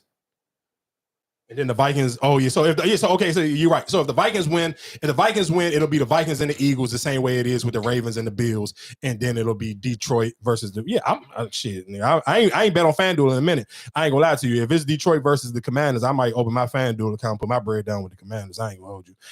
But just like I said, to close up that other conversation, me personally, I know I couldn't do it. Like, I be antsy as hell when I be in like my little long distance relationships, and them shit's only been going for a couple of months. I be kind of just like, damn, I be wishing I had that, especially after you get the box and it's torch too. The box is fire and the conversation is like, nah, bro, that long distance shit is crazy. But I guess real quick, we didn't talk long enough. We were 2 hours and some change into realistically, so we do kind of honestly got to turn the conversation a little bit to more of put your adult pants on, and we can get into some of this California breakdown, because a lot of this is kind of, I mean, sure, again, this is why you're gonna miss TikTok, because everybody and their mother are getting their best conspiracy theories off why they still had a platform to get their voices. So they go to Detroit. So yeah, they play Detroit. Yeah, I'm gonna open my FanDuel. I want to see what that look like. I'm taking the Commanders over the Lions, and that will be if Jalen, man, he'll put himself in a whole different conversation. He pull that one off. Boom. The City of Angels is on fire. Over the last couple of days, there have been about 7 active fires burning various parts of Los Angeles, California, and just destroying communities. We have seen the Kenneth Fire, which was in the San Fernando Valley area, where approximately 800 acres of land was burned. The Palisades Fire had about 17,200 acres burned down. The Eaton Fire, which was in the Altadena, Pasadena area, has about 10,600 acres burned. The Hearst Fire, which was in the Sylmar area, had 855 acres burned. Whitley Fire was in the Sepulveda area. The Lydia Fire in the Antelope Valley area had about 350 acres that was burned. And then there was a Sunset Fire in the Hollywood Hills. Overall, there has been more than 34,000 acres burned in the Los Angeles area. So over 180,000 people were ordered to evacuate their homes, and there's about another 200,000 people who are on evacuation warning lists. Like, start packing your stuff now because it might be time to leave soon. And for days, these fires were at 0% containment. Okay. One part being because of the Santa Ana winds and how fast they were blowing. Like the firefighters couldn't keep up with the wind, the embers, all that stuff that was going on. On the other hand, in a lot of areas, what we found out was that there was not enough water to be used to try to fight these fires. And I'll get into the whole water issue later. But as of right now, Governor Gavin Newsom put out a statement or a post and basically said that these are the new containment numbers. The Sunset Fire has been 100% contained. The Lydia Fire, 75% containment. Hearst Fire, 37%. Kenneth, 35%. Palisades, 8%. And then Eaton, 3%. The economic loss is estimated to be about $60 billion as of right now. And this is just a rough estimate because the fires are still burning. And while California residents are seemingly losing everything, in part due to the dereliction of duty of people in leadership and people in charge, as you can see, this is my stepdad's family home burning into flames in the background. But also California residents are finding out that their insurance companies have either dropped them or do not cover fires. So major insurance companies, which include State Farm, AIG, and Allstate, have stopped writing new homeowner policies in California due to the increased wildfire risk. From 2020 to 2022, insurance firms chose not to renew 2.8 million homeowner policies in California. And in Pacific Palisades alone, State Farm dropped 1,600 policies in July of 2024. These fires have destroyed over 10,000 homes and businesses in the Los Angeles area. And now we have reports that what we know is that at least 10 people have been unalived.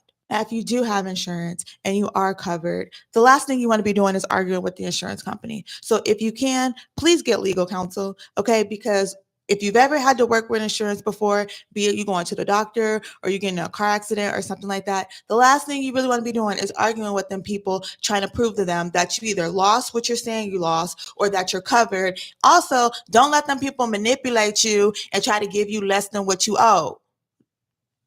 And I just want to add this little tidbit here. In areas, particularly like the Altadena, Pasadena area, which houses primarily middle-class Black people, and I can get into the racial implications of that area later on, but just to give a quick snippet, back in like the 1920s, 1930s, during the Great Migration, Black people was like, ooh, Altadena, Pasadena, this is cool. We can get away from a lot of the racism in the other areas that we living in. We'll buy some homes over here. Between like 1930, 1960, Black people started trying to buy homes in that area. And the white people was like, we don't want you here. And they did everything in their power to keep Black people from being in that area. And then Black people found a little workaround, got a little justice, and they started buying homes in this area. And so this area contains primarily generational Black families. My stepdad telling me his mama bought his house in 1971. Okay, so you had these families who have held on to these homes for generations, and you have these middle-class Black people who finally were able to own homes somewhere, and they felt safe and they built community. And this particular area where Eaton was burning, when the firefighters pulled up and people was trying to save their homes, there was no water to be found. There was no water available to help get the fires put out.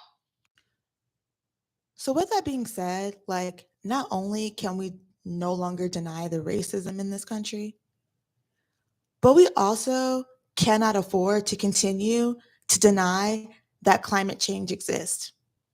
And the reality is that the infrastructure of the world that we live in today. All right, so I mean, of course, she was extremely long-winded, but gave very good details into what was going on. And I mean, of course, my question that I asked earlier when we started the episode, and I said I wanted to revisit it when we got into this conversation about California. And again, of course, thoughts and prayers to everyone who lost their home. But my question to y'all would be is, do you think more people fear dying in a fire or drowning? And is that one of the reasons why people seem like they care a little bit more? Because even just from the death toll is still not as high as those lives that were lost or have been lost in Florida when Florida have those floods. Like when the Florida have those tornadoes and those hurricanes and during hurricane season, especially the last one, the one that was going on during the elections season. more people lost their lives there. So but I wonder, when people, like, when you're visually looking at it, when you're looking at a house on fire, I think to me, I think it seems like a little bit easier to relate to people, because most people will probably think about, shit, how many times you probably, just even if you was young, you caught your toaster right about to be on fire, or you'd have caught a microwave, and because especially for most people, if the first time you ever learned you can't put aluminum foil in the microwave, is you had to learn firsthand and watch something catch on fire in the microwave because you put aluminum foil in the microwave. So it's like, I understand how more common and relatable that people can kind of see that fire, and it kind of like, damn, I know for a fact this could easily be me. So is that why more people have more compassion for that than versus when you see more people lose their houses, more people lose their lives from these tornadoes that happen in Florida? Because it seemed like again, like I said, I listen to a lot of podcasts. I listen to a lot, like, people really didn't stay on what was going on in Florida outside of that clip that I played on here from the Breakfast Club. You really didn't hear people talking about it like that, but you see everybody and their mother up in arms about the stuff in California. And another thing, I guess, first answer that question, then I'll say my other part. I think more so because, I mean, the Florida, hurricanes and stuff is that's normal out there, and I think it's it's kind of like the norm. That's like a freak of nature type. But I even feel like this fire situation is not. You've seen them before, but it's just like how many cities or how much area is affected. Why it's like, damn, because even I feel like in Florida, like, they probably build their houses better now for hurricanes and stuff like that. But like you would think you would have more resources out there for fires. And you, like you said, for you to just say it's a brush fire that just started and now it's going everywhere. You know what I'm saying? Like, I think that's more of the, like, I guess people probably got more, sympathy for, like, damn, this could happen and it still keep happening. Like, y'all having nothing to prevent that. Because, like I said, it's just the fire. It's from the force. It's not like no oil leak. You know what I'm saying? Like, I think that's probably why more people probably got more sympathy for him, I guess. What you think, Erica?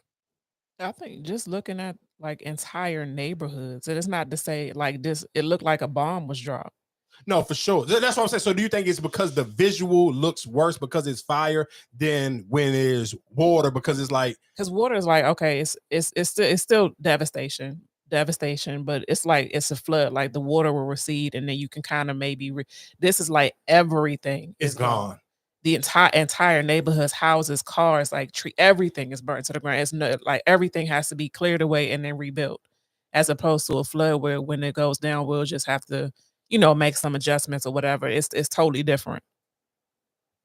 Yeah, I just wonder, and of course, because when you look at, like you said, when you're looking at those videos and you look at those still shots and those pictures, I agree with you. I think that is the kind of, and that's what made me really ask that question. Like, damn, would you be more scared to be caught in a fire or one of those floods? Because it's like when you do look at the flood, it's kind of like, damn, even at least for the flood, you can try to like at least get to the top of your house and sit on the roof and try to thug it out. Because people do, and let's be clear, some people do lose their life for trying that as well.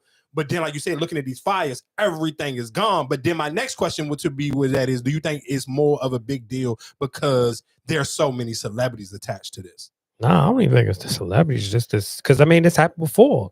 So I don't think, like, I think it's just because, yes, you see more footage of it now and you see, like, the shit that's going on. Celebrities got some part to do with it, though. I think because you can attach a Janae Aiko, or even for the NBA, you can attach a Kawhi Leonard. Because let's be clear, even when you just talk about creating content from just like, oh, little Becky house and such happened and it burnt down this apartment complex, compared to you sitting here and say, oh, Wale lived in this house, or Shaq Glizzy and all of them lived in it. Like, it's a different when sometimes when you put those celebrity names attached to it, when they even attaching Beyonce's mom, like even like nigga, she lost a fucking beach house. Like, be fucking serious, bro. You shouldn't even have reported that. Like, this shouldn't even be a story. But because we live in America, and clicks and views and celebrity jump off a page, and that's why even people was being so harsh on Janae Aiko, and that's why even when I see he was talking about niggas like Fabio and Lil TJ, where it's like,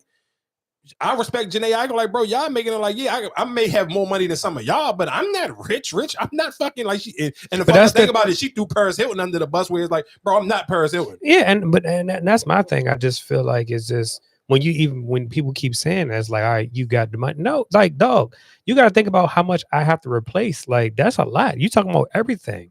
You lost everything. If your house burned, your memories, your birth certificate, like you lost everything. So yeah, just because I got money, you don't know how much I have to repair. Or you talking about you can't just up and go buy a new house. Like that should take a process. That should take a lot.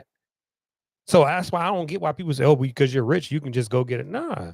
I mean, I think because again, I do think a lot of people, because I mean, of course, it's some people, and I'll play this clip. It was this. Because what if that was my first house that I bought? No. And I might have got that off my first deal. You know what I'm saying? Like when I was popping. Just like you said, when we like go back to like the whole Jimmy Butler situation. What if that was the house? You know what I'm saying? Like that house, that was the first house I got. But now I ain't got the same, when I was popping, I don't got the same money. I know. I guess for people to even make it clear what you're saying, like if I bought this house and this was like when I was, let's just sit here and say if I was a one-hit wonder and I still maintain a career to some certain, like let's like even like Soulja Boy, like my peak career. Let's just say if I bought this house when Crank That Soulja Boy was Crank That Soulja Boy, and I had Kiss Me Through the Phone, like I had endless hits on the radio. My money, my not my streaming at that time, but my ringtone money was going crazy. I had more money to be able to buy a nicer house, put me in a nicer community, and I could have paid off the tax property on it for a couple years. But now I'm not making that type of money. Like now the money I'm paying is just like I can make enough money just to pay whatever taxes on it left. But if it burned down and I don't have the insurance on it because these insurance company was dropping, you're absolutely right, nigga. I don't have a hit no more. I can't go back and buy that same house and I didn't have insurance. Now my only thing would it be is where I do feel like people, it's not to me where it's kind of not fair, and I don't. Only part that I don't like is I don't like how people have the sympathy for them, because people in Florida was going through the same thing. Like I don't know if y'all remember. I wish I could just find that clip and snap my finger. The dude was crying about the same thing in Florida when they was voting, because I remember him calling up to the Breakfast Club and he was like, because this was right when Charlamagne was about to go sit down and do the interview with Kamala, and he was saying, man, when you talk to them, like they sit here.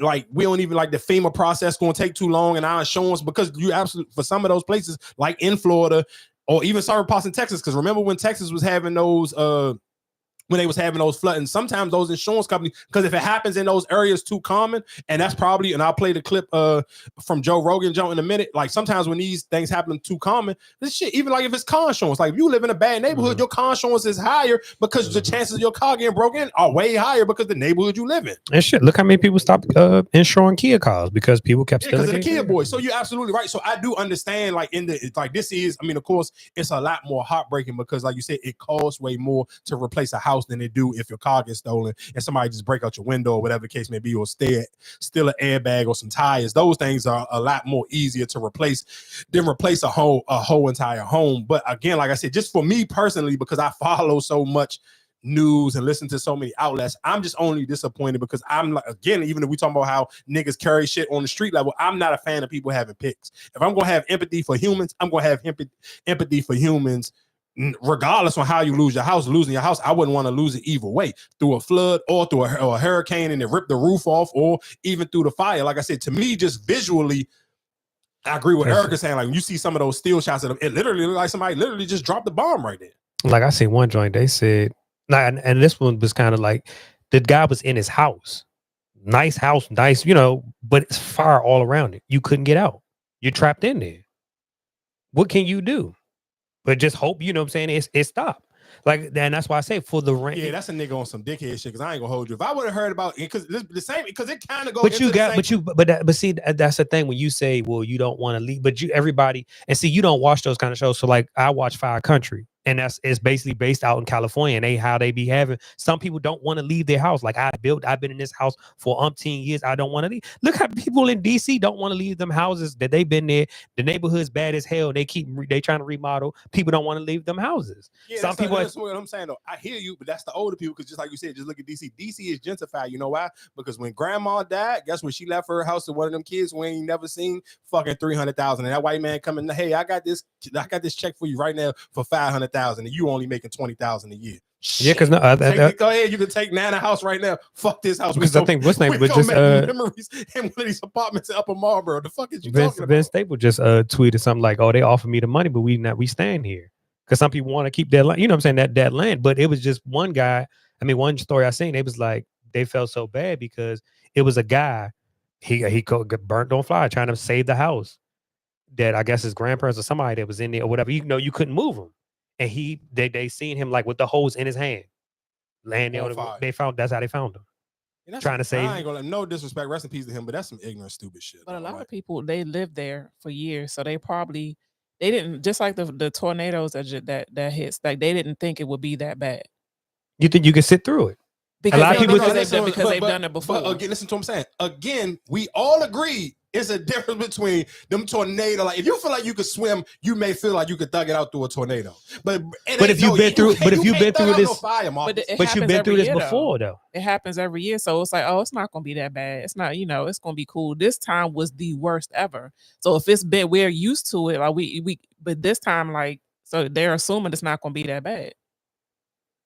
If you sitting in front of your house trying to use the water hose and water your junk down, like, what are you doing? He was trying to save his. He was trying to save his grandfather. You just let him, nigga. If he, guess what, he could have left like the rest of everybody else left. Bro, if you gonna stay there, do your thing, bro. My brother, I'm not. Guess what, I'm not gonna do. If you're that fucking, if you gonna be that good, just guess what, the same way you felt about when I sit here and said Dad gave me that sob story and why he don't come out. If you're gonna be that fucking ignorant to the point where you seeing everybody else leave the neighborhood and you gonna just be like, I'm staying here because I done had this house for umpteen years. Well, you guess what you basically told me? You prioritize a materialistic thing more than your own life. Knock yourself out, because that ain't me, dog. I'm gone. But I think, like we said, a lot of people didn't think it was going to be that bad, and when they saw how bad it was getting, everything. The streets was blocked off. It was no way to get out. That's why it was cars on the road. People had to run for because you didn't know it was going to be that bad. Or you know how crazy, that's probably the scariest shit. Like to the point where you trying to drive and they telling you, no, get out your car and you're better off running than trying to drive. You know how crazy that sounds? Yeah, because I mean, cars are in front of you. It's traffic. You can't go nowhere. Packed. Like of course. I seen videos where it was just literally rows of cars. Some of the cars survived. Some of the cars was burnt like to nothing. So you mean if you lived in California and every year it's the same thing every year, you gonna leave every year? Are you leaving every single year around this time of year when the fires come? Are you leaving, or you just gonna be like, oh, I'm gonna thug it out? I probably would leave because every year.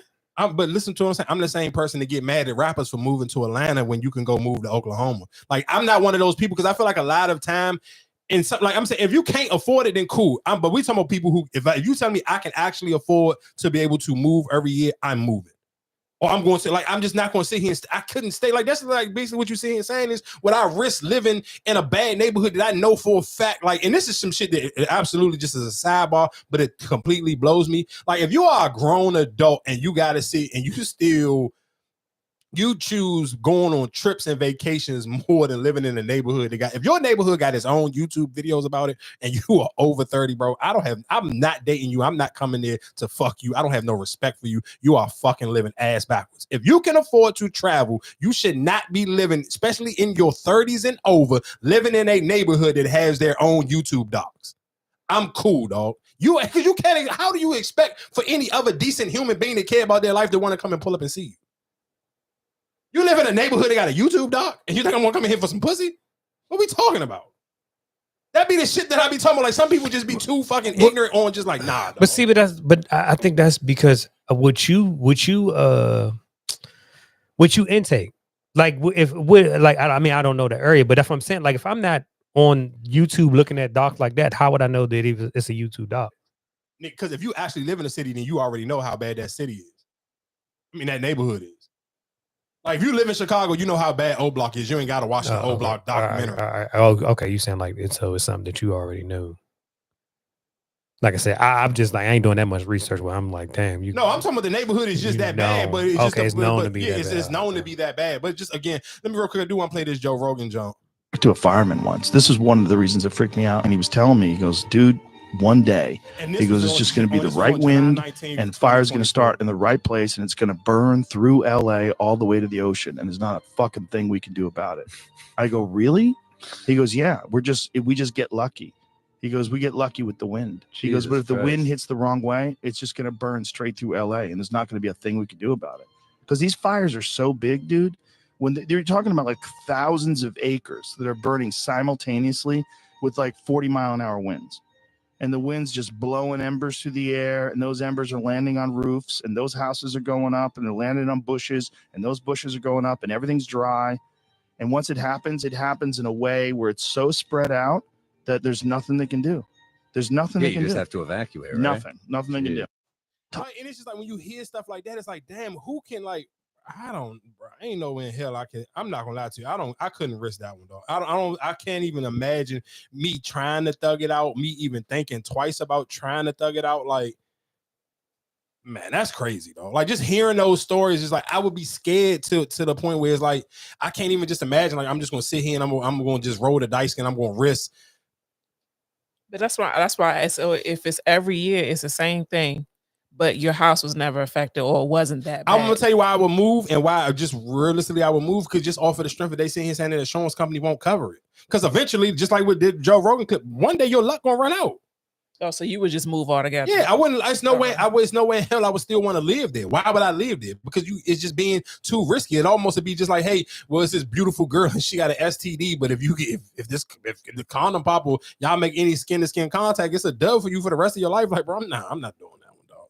Like certain shit, just like you gotta be serious with yourself. Petition fire in Altadena has completely burned California's first middle-class Black neighborhood. Not rich folks, not celebrities. These are mainly third and fourth generation Black family homes. Altadena was one of the first suburbs in LA that Black people could buy houses in. The people that lived in these neighborhoods were the first people in their families to buy a house. These are hardworking, middle-class Black folks, Black families, multi-generational families living in these homes. The Eaton fire. So, okay, I do want to play this other dude, and then we can kind of move on to something else. So I guess my question would be for y'all dude is when you hear some of these stories and the way people are explaining some of these neighborhoods that are very affected, do you kind of put on your conspiracy theory hat and think, yes, did the government got something to do with this? Of course. Hell yeah. Why not? Why wouldn't you? I was just wondering. I mean, because I like that. That's why I say I don't. Because see, like I said, watching those shows where they deal with fires that just start brush fires and all that, like I know how it can spread, but just for you to see and say it's spreading all over different areas, something got to be going on.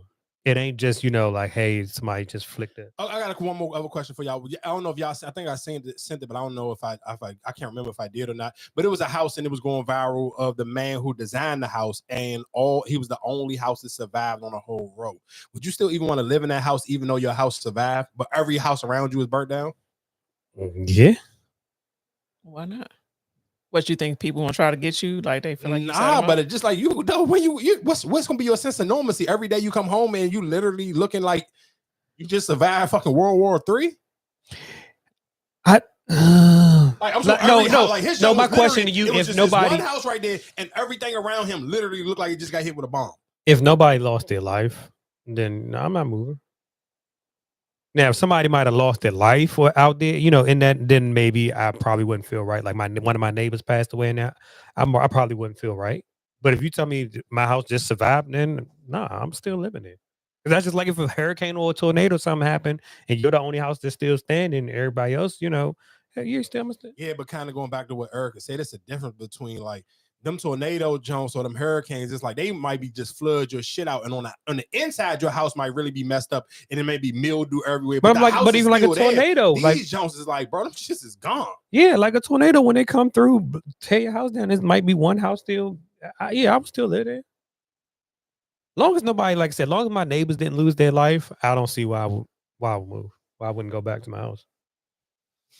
Yeah, I don't know. I'm gonna play, like I said, play this last. And again, this is why I get this. So yeah, some of these videos do be floating around on Instagram, but 90% of these videos that we play, they originally on TikTok. Like I don't necessarily like, and that kind of almost make me wonder, like, is that really one of the reasons why the government is so high strung on shutting down TikTok? Because it's like all of literally every video, like if you let it play to the end, you're gonna hear the little TikTok sound. Most of these videos was created on TikTok first, and that kind of again makes me be like, damn, if I'm Mark Zuckerberg and for a fact it's just the algorithm thing, like how arrogant are you to be like, nah, I'm not gonna switch my algorithm up to my junk. Like just me personally, like I almost look at that like if this shit was like sex, like I want to always be the best performer. I don't want people to come to me just like because this is what they're used to, but like all the people who really making shit shaking kind of got the internet and chokehold is going to TikTok first. Like, yeah, I don't get that one though. Fires in LA are more than the Palisades fire, and I need people to realize that. I keep seeing this graphic float around about the size of the Palisades fire in acreage compared to the size of Manhattan in acreage. And while this fire is absolutely insane and it's horrible for everyone in the Pacific Palisades. The Eaton fire that's happening in Altadena is absolutely equal in the amount of damage that it's done, but no one is talking about it. The Eaton fire has burned down 13,690 acres of land. Altadena, which is the town that is completely impacted by that, is all but gone. Altadena is the first middle-class Black neighborhood in Los Angeles and in California. A lot of those homes that were lost were generational homes that Black people first were able to buy ever in this city and ever in this state. I feel like just because Altadena is a more diverse city with more working class people who happen to also be Black, people aren't talking about it. So I'm going to talk about it. Altadena was one of the few places in the country that restricted redlining and prevented Black people from buying homes. So Black people, after the Great Migration, when they came to California, it was a place where educators, creatives, and artists could thrive in Altadena.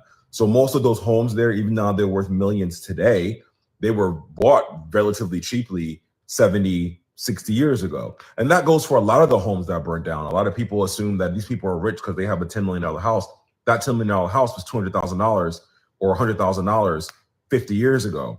It just went up in value. I think from the outside looking in, a lot of people don't feel sympathy for people in Los Angeles because they have an archetype of what they think a Los Angeles resident is, and that's a rich white celebrity.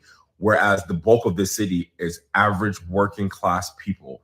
450,000 people are homeless in this city. There's 4 million people in LA, of which 300,000 are millionaires. That leaves the rest in a working class tax bracket.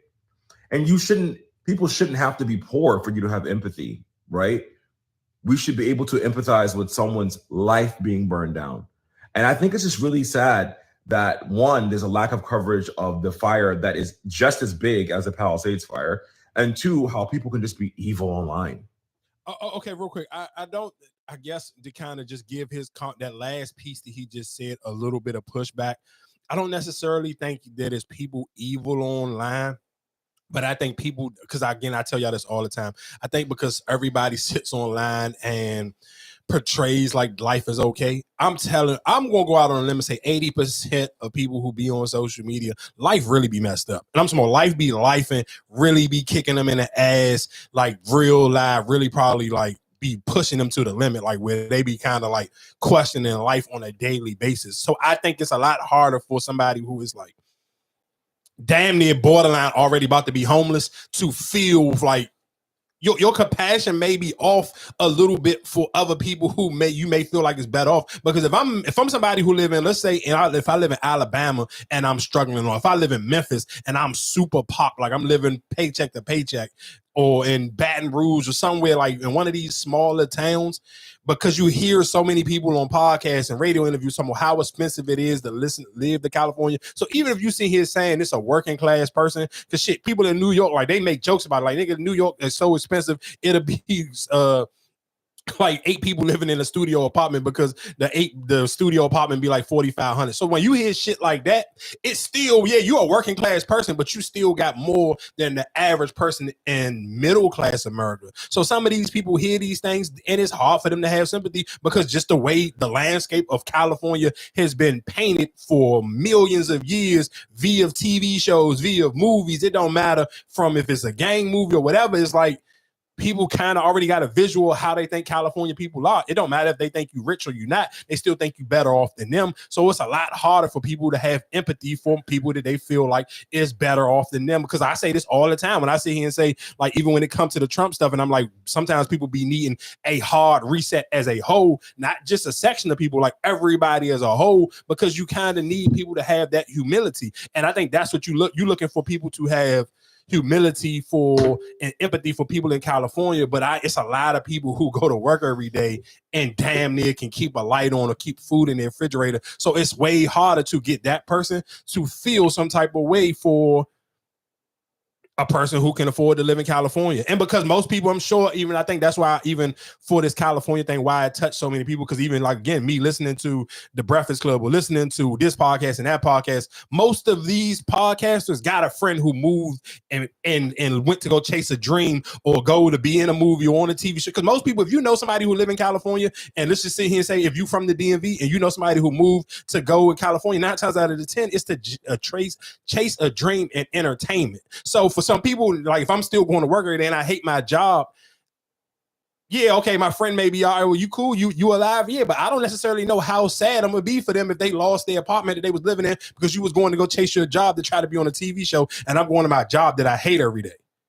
Like, I get it, I understand how you want people to react, but I understand the reality for most people, and that's why I said this a million times on here, especially for Black people. We don't care about nothing if it ain't literally knocking on our door per se. If it ain't really affecting you and your area and your section, or it's not somebody in your immediate family, it's a lot harder for you to actually care because most people are real live really going through it. But people just sit on social media and act like shit is sweet. And it don't be that. And you don't really understand it until you see stuff like this happening and you see how many people real live kind of be like, they on the fence on how much they really care because, bro, their life be pop. And I think that's where the comments come from. Oh, well, you rich, you can just go buy another house. Because of course. You got people that are not ducky, like you said, they struggling every day. That if they lose everything, like they really ass out. For sure, of course. And guess what they know? Because my ass out ain't gonna make the shade room.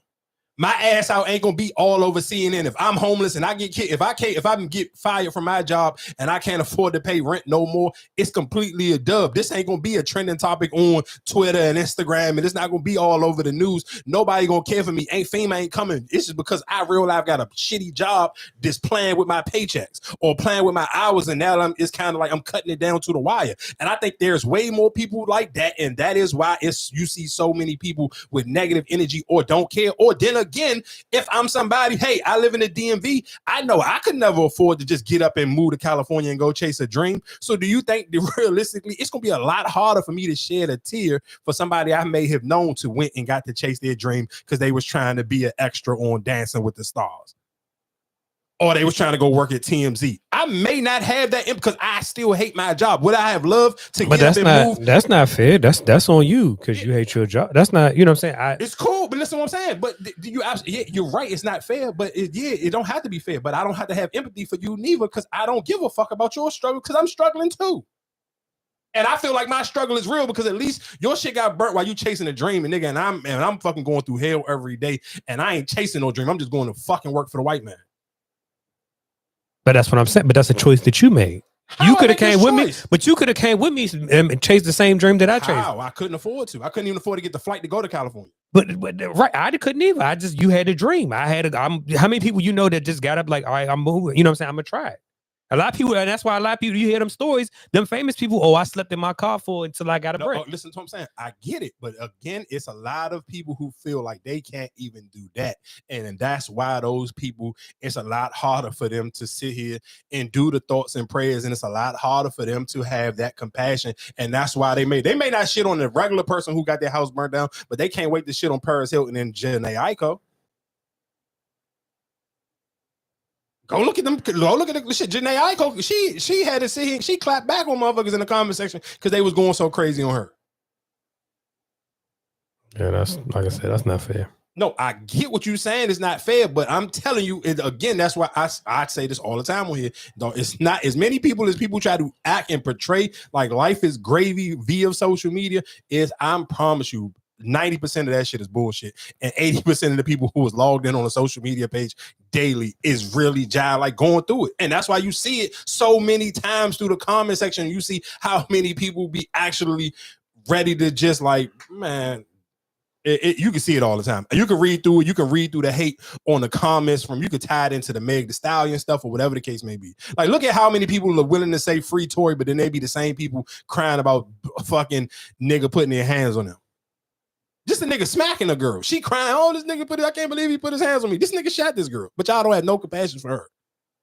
But you got compassion for TT who got her shit smacked out the other day by her baby father. But you ain't got no compassion for somebody that got shot and broke. Come on, stop, dog. That's just how it be though. That's how fucked up the world is, and people won't understand that, and you'll keep trying to rationalize with people on social media because you believe everybody on social media is living or have the same opportunities as you, and they don't.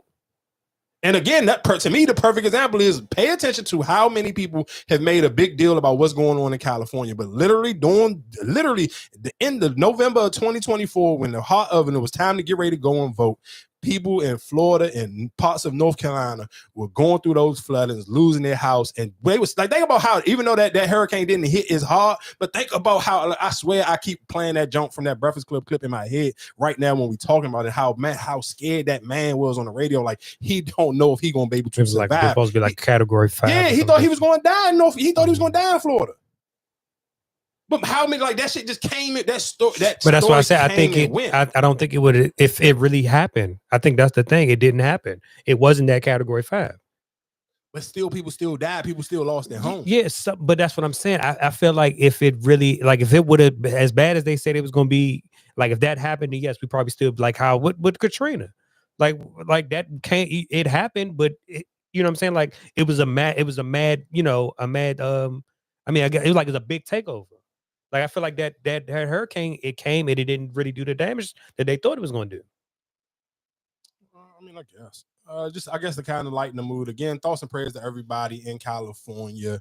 And if you do know anybody who lived there and you haven't seen them post on social media and you got a number that you can reach out to, you got somebody who can reach out to some people, check on your people, because you will be sad if somebody, you know what I'm saying, that you personally know may have not made it out of them fires, or they kind of may be trapped somewhere and they don't have no way to even get back home, even if they're not originally from California. Because I'm not gonna lie, watching those videos, it definitely get tough, and even actually hearing just in real time, like, people that you follow and maybe like having back and forth. Like, this girl I follow on Twitter. I know this gonna be like a little bit on the horny man side, but this is bro, like, on Twitter every night. Like, she kind of be on Twitter and her thing is to like flash every part of her boobs besides her areola, and then she kind of like, this is a girl, like, I mean, like, this literally how she kind of keep people entertained via Twitter. And then, like, she literally staying in the hotel right now, and she kind of like, her content is normally like on some horny man shit, and then she kind of like completely then turned it left from. It's like, damn, I don't know if my house burnt down or whatever the case may be, because I can't contact nobody in my neighborhood. Like, I don't necessarily, like, nobody ain't even get to go back and see if we still got homes. And it's like, damn, I'm here normally trying to whack off to a picture or a video, and it's like, you throwing this shit completely left now because you talking about you don't know if you're gonna have a home no more. Like, that's just how, I mean, of course, but the crazy thing is that's how close social media kind of bring us. Shit, I even follow us a young lady. She be I be talking to her on the threads, and she do the color commentary for the LA Sparks. Like, she do the Sparks games. Literally, like, she is the main announcer for the Sparks games, and she literally, like, right now, like, posting from a hotel. Karen Civil from, like, it's like people, then when you start to kind of more follow people on some of these platforms that they be like, you constantly on it all day long just talking to people about different topics, like, you kind of get a even softer spot for, like, damn, you might not personally know this person, but this is somebody you communicate with daily via social media, and they kind of like, they going through it, and what can you realistically do for them? You can't do nothing but put a fucking prayer emoji hand in, because again, for most people, if your finances ain't up to par, what, I can't send you no money. I ain't got shit. I ain't got nothing to send you but some thoughts and prayers and a prayer emoji hand. So again, like I said, to kind of lighten the mood, another one of these videos is kind of like, this was a little bit one that made me chuckle a little bit. You on the phone?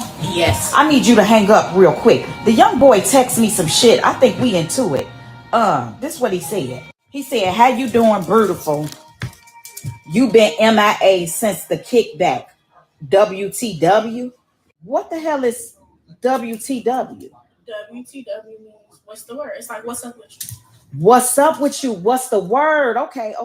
I texted him back and said I had to leave. My water pills had my bladder acting up. He texted me back.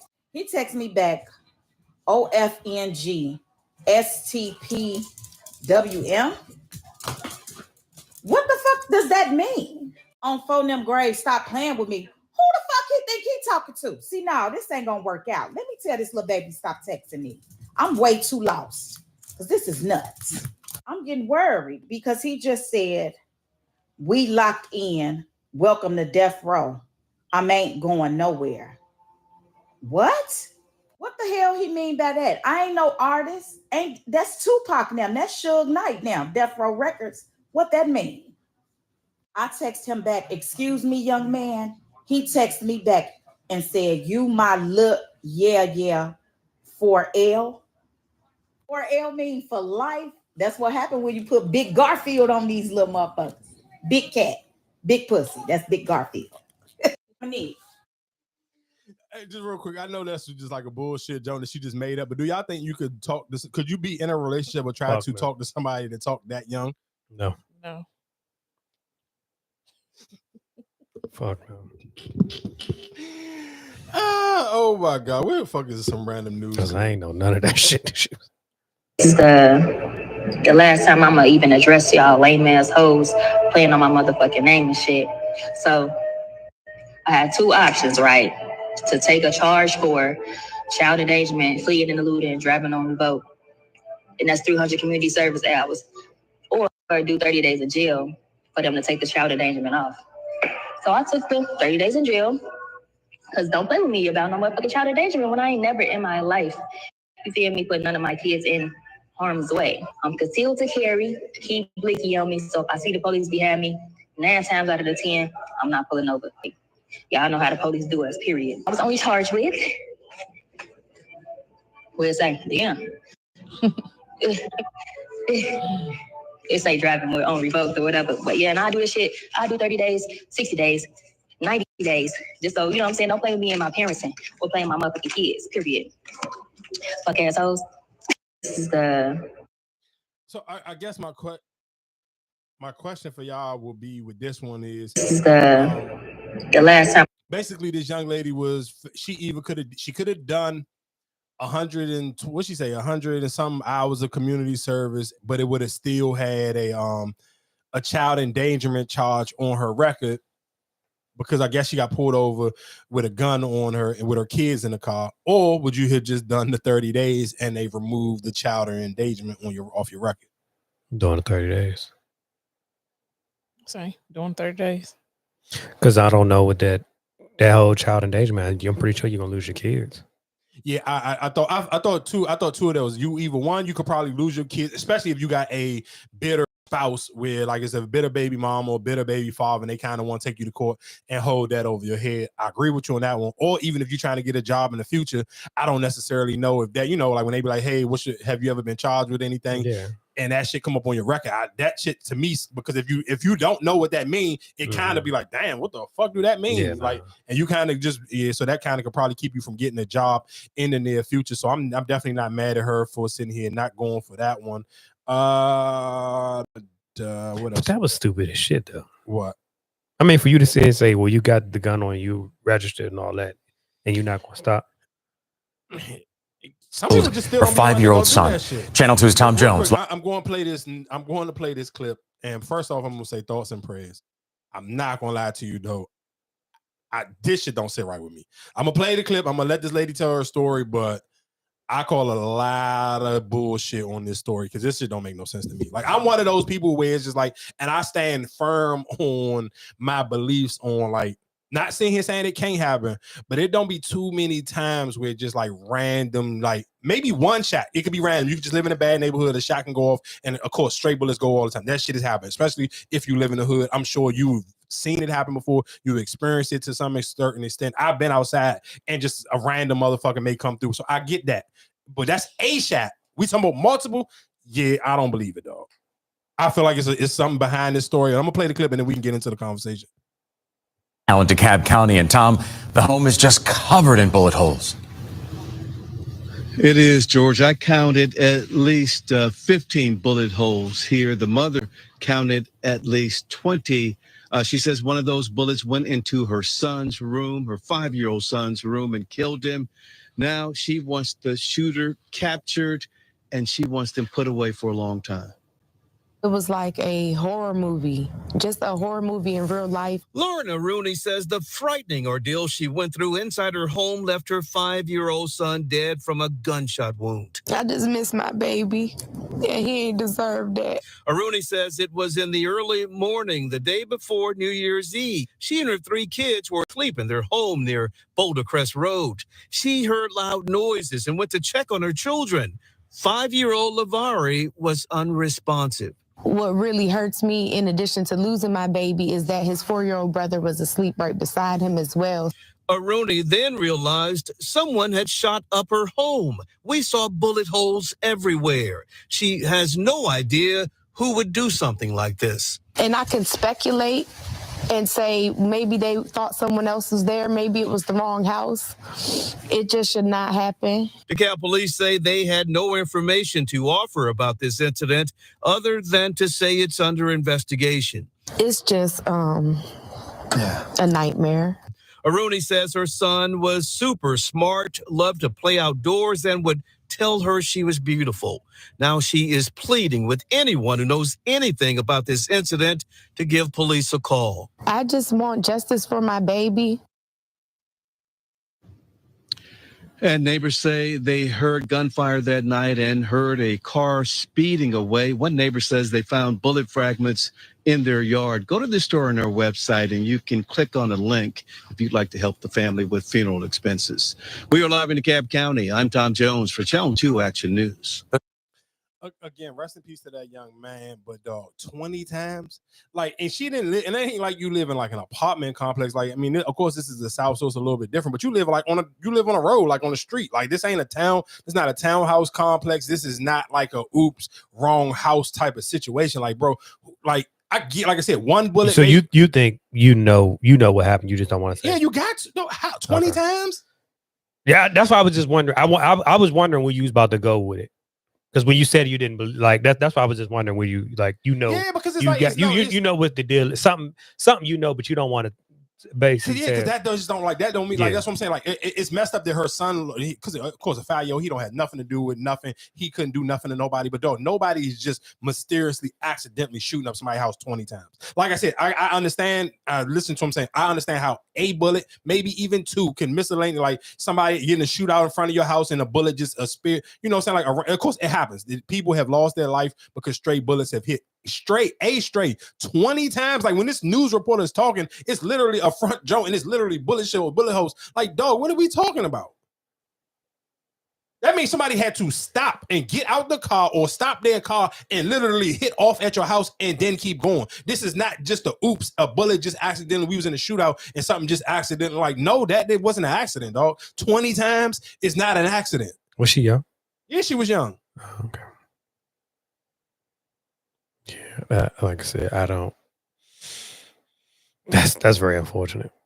That's very unfortunate. Yeah, but that shit to me, just like, don't even bring that shit to the news, dog. Like, you gotta keep it a thou while, or you just got like, I ain't trying to hear that shit. I ain't gonna hold you. So okay, because let me ask you then: if you a family member and would you say something? I mean, I guess it depends on how close you are to your family members. I don't necessarily know. No. I'm like if that was your family member, right? But you kind of know what the deal is. You know what's up. Like, oh no, that's probably your baby. You know what I'm saying? Like they were looking for your baby father. So what you mean? Who would you you say something to who? To her, or would you like speak out? You know what I'm saying? Like, you know how some people come out and be like, oh no, that's a lie. You know, she lying.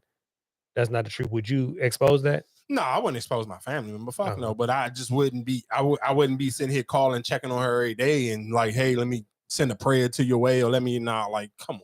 No, I'm just telling y'all, 20 times is a lot, though. Like I said, one time, maybe twice, I get it, because trust and believe, like I said, if you live in an apartment complex or a townhouse, like you can't stop that. Sometimes, like if you live in an actual complex, you can't stop who your neighbors is beefing with. Or if it's a bunch of kids, like if you live in a neighborhood and your neighborhood is a rep, you can't stop that. Like shouldn't have. I understand. I've lived in a hood. I understand how hoods operate. So I understand it could be old people who just go home and go to work, but them niggas who standing outside on the corner, you can't, like, as a person who go to work, that don't have, like, you can't control what them dudes on the corner got going on. But you sitting here saying you live on a house just on a regular road and it's a single family home, like, and ain't no other, it ain't like the houses ain't even connected to each other. Like that one is a little bit hard. That's a hard fucking story to sell to somebody that got any type of common sense. What else was going on in the world? Oh yeah, Lil Baby. I'm gonna play this clip. You know what I'm saying? We down there. Me and Future was working on a joint tape. You know what I'm saying? We down there, got the joint tape done. And now Slime came home, you know, he ain't going for that. He like, shit. You feel me? Because it's actually like thug out there. Like, my NJ, he like, hey. He like, hey, call Pluto, bro. I want y'all to do a tape together. You know what I'm saying? It's like, And again, that kind of go back into the conversation that I was having earlier when I was talking about Drake. I wish I would have just played that clip earlier when we was actually talking about it. But I do think sometimes when you because that's something that people gonna listen to. That's what something that niggas will run to, and they're just like when Drake was draking, he would be one of those people who will find a way to finesse his way onto that tape. Like Meek did it when Dirk and Lil Baby did their project together. Meek found a way to get himself like, it's certain Jones that the streets gonna eat this project up. Let me find a way to get myself a feature on there. Like I'm cool. Like if Young Thug, Lil Baby, and Future did a joint project together, everybody in them other gonna run and listen to it. It's gonna do numbers via whatever number metrics you want to count by, and the streets is gonna completely eat it up. So I know for a fact that junk would absolutely do numbers. So that is something that people I know I would be looking forward to. I would definitely geek to hear a new Lil Baby and Future joint project, because the songs that they did together on that Lil Baby project, I like them joints a lot. I like those were some of my favorite songs. And then I guess why we took back on the celebrity news, Tori and Craig. I wanted to play this clip, but this shit got too much. She's one of Lana Rhoades' co-hosts. Lana, you may recall, is a girl famous for going viral for videos of her online. And both of these girls had something to say about his alleged new relationship. My ex is dating the Megan. Was it the Megan Stallion? What's her name? Meg the Stallion. Meg the Stallion. Megan. I'm just gonna call her Megan. Who's Megan? Who's Meg? I don't know. Oh, you guys don't know her name? Okay. I just wonder what his type is, because you guys dated that he was talking to other girls when he was talking to you, and like they all look very similar, like you guys. So I'm just curious what his type is. Lana was like, he likes black girls? I'd have respected her more if she just said that rather than doing some passive aggressive, nice, nasty. Is that his type? But she does raise an interesting point, which is if you're Megan and you start dating this guy and you find out he likes girls who look like this, or you're one of these girls and you find out that your guy likes dating women who look like Megan, because it does go both ways. I mean, we remember what Travis Kelce's type used to be. Would you be concerned as a woman? I'm controversial. So I do agree. That's where I wanted to play. I wanted to get right there. I don't know if y'all seen the video or seen pictures of these women. These was three super extremely skinny white women sitting on a podcast trying to pretend you're like, and I'm getting, listen to what I'm saying.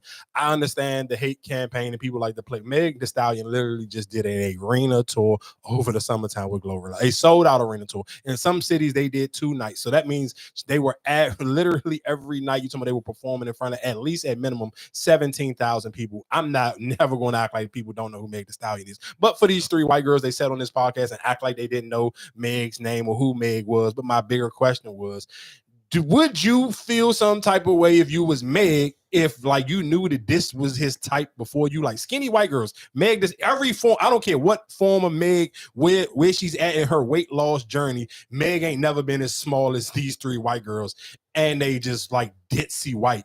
Would you kind of question, like, no, you wouldn't question what his type is? No. Why would I question that? So hold so time. So from you still, like, I'm gonna be honest. If I'm Meg, I'm gonna tell you what that girl doing this podcast now would have raised the red flag with me alongside the situation with the girl from last week. So now you got the bare minimum Instagram girl, and you got these skinny white girls. Yeah, I'm cool. If I'm Meg, I'm planning my way to get myself out of this relationship. But why? Because nigga, you all over the place like dog shit. Right, that's your past. So now you got me. It's like, all right, well, damn, I dealt with them. That's just like if you kept dealing with the same all Instagram model, you're like, all right, well, I don't want to. Yeah, but I want a house. You know what I'm saying? I don't know about. I just feel like it's a hard. I can't really see how many people could really go from the super skinny white girl to Meg Thee Stallion. Like, I don't know. But listen what you said. I went with C. Listen what you said. If you went from skinny white girl, you saying you're going from skinny white girls, and now I got Meg Thee Stallion. You know, like I love. That's an upgrade, right? Now I see if you said you went from Meg Thee Stallion to this. What I'm saying, I get it's an upgrade for him, but just if I'm Meg, it's just like my radar, my thought pattern of what you may cheat with or what you may find attractive, it's just gonna be all over the place now. Like I really wouldn't know how to trust you because the Instagram girl don't look like Meg, like, but it make a little bit okay. She's thick, she had big titties and a fat butt, that kind of makes sense. But now you see this white girl is like super bony, don't got no titties, no nothing. She's just a bony white girl, like I mean, he's a basketball player. Yeah, I'm cool. Oh yeah, I'm cool. I ain't gonna hold you. Yeah, I would be cool if I'm Meg. I'm not gonna lie. Like your type will have to kind of make sense to me. Even going back to the original thing when I talked about with Joy Taylor and what's my man Emmanuel Ultra. Yeah. Has there been anyone that you wanted for Rolling Loud that y'all haven't got yet? You don't have to say who it is. No, I'll say it. I don't care. Okay. Like, I feel like Drake's ducking us, you know? Like, I got no beef with Drake. I like Drake. I think he's a great artist. Have you been feeling that for years? Yeah, we've been trying to book So this isn't not we've like been trying to book him forever. We even offered Drake 3 nights of Drake once. Like, this was like, yo, they were like, you need to make it special. Like, all right, 3 nights of Drake. You be the headliner for 3 nights. Wow. I heard a certain festival in Europe is about to steal our idea and do that, but whatever. Oh, yeah, I just wanted to play that clip. That was the dude from Rolling Loud. I'm trying to figure out what else I had going on in here. Oh, yeah, I wanted to play this clip from Chopper from the Making of the Band. He was telling one of his Diddy stories, and then I feel like I ain't got too much else really going on besides Freestyle Brim. People who don't know who Star Brim is, that is Cardi B's best friend, and she is locked up. And I want to say now they're saying because I guess the jail that she's in now, the CEOs, they probably found out that her and Cardi B is cool, and they've kind of been freezing her letters and kind of giving her a way more harsh of a treatment because they'd have found out her and Cardi B are friends. Fred mean well. You heard me? He really do. You know, and that's my big brother. You know, blind, crippled, crazy. That's still my baby, you know. He mean well. It's just what he went through with that Bad Boy situation made him look at the music industry really bad, totally different. Like, fuck the music industry. But yeah, Diddy threatened his life. Told me he was gonna kill him. Fred said something slick to Diddy, and Diddy felt the way. And he was like, turn the cameras off. He told MTV to turn the cameras off, you heard me, and walk out the room. They walked out the room, and we just was sitting there. And I'm not knowing what's going on. I ain't know they much had smoke with each other, you dig?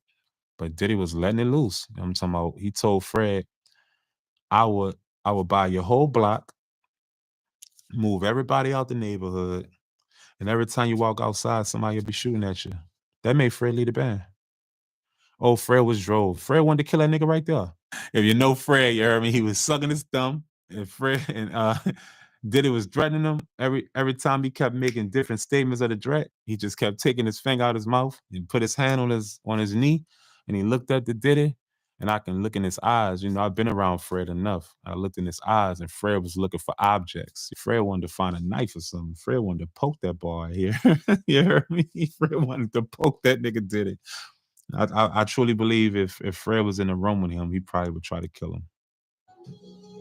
Who's Fred? One of them dudes who've been recently doing a bunch of podcasts. So it's not. That was the dude from the Making of the Band. Yeah, I want to say dude Making of the Band. Okay. Freddie P. Trey Songz, his I guess trying to get his $11 million lawsuit reduced because he's basically saying if he got to pay $11 million, it's going to screw his whole life up. I'm sure you kind of can tie that back into what we were just talking about. If you buy your house at the peak of your career, I'm sure Trey Songz doesn't have money coming in like Trey Songz used to. When Trey Songz was scorching hot and Trey Songz was at the time the king of R&B and everybody was like on Trey Songz, I'm sure he don't have that type of money no more. He probably doesn't realistically have that type of money even coming in anymore. So I'm sure $11 million lawsuit will crush him. So I kind of get it. Like I kind of understand where he's coming from. And I meant to 25-year-old Baton Rouge, Louisiana mayor. That's crazy because I remember when he won. He was the youngest mayor, I believe, in the United States. He is getting hit with drugs, prostitution, investigation, and allegedly was using taxpayers' monies to rent out Airbnbs and sleep with prostitutes. Yeah, it's gonna be a rough one for you, dog. Because you're just a young and you're a black mayor, they're gonna always try to make an example for you. So if they can really spank you, they're gonna definitely spank you. Kurt Franklin apologized for dancing freaky to but he was dancing freaky too. I think he was performing in Jamaica or something, and they was mad about the way he was dancing. I do want to play this clip of this lady. Hold on. And a guy for 4 years off and on. I asked him for $50, and he told me not to get used to it. I don't want to go in. I want to ask, is the like going through something? Like, do he need $50 too? Like, are you asking it? I don't know what he's going through, honestly. I'm triggered. Why you triggered, Ace? Because she doesn't truly know what he's actually going through. She don't. That man could have gave her the last 50 he had. How the woman that need the $50 judging me for barely having it? No. You don't have it at all. Like you just said, you would fake up like just to see if the gonna come through. Oh, I don't need your $50, but I want to see if you really That's what I'm talking about. That's what I'm talking about. I'm getting sick of this. I got a problem with you trying to justify playing with it. I'm not playing. I'm trying to No, I'm dating. sweetheart. You didn't need from him. And then you said you didn't know or care about his financial situation. You don't give a okay, mama, you playing with him.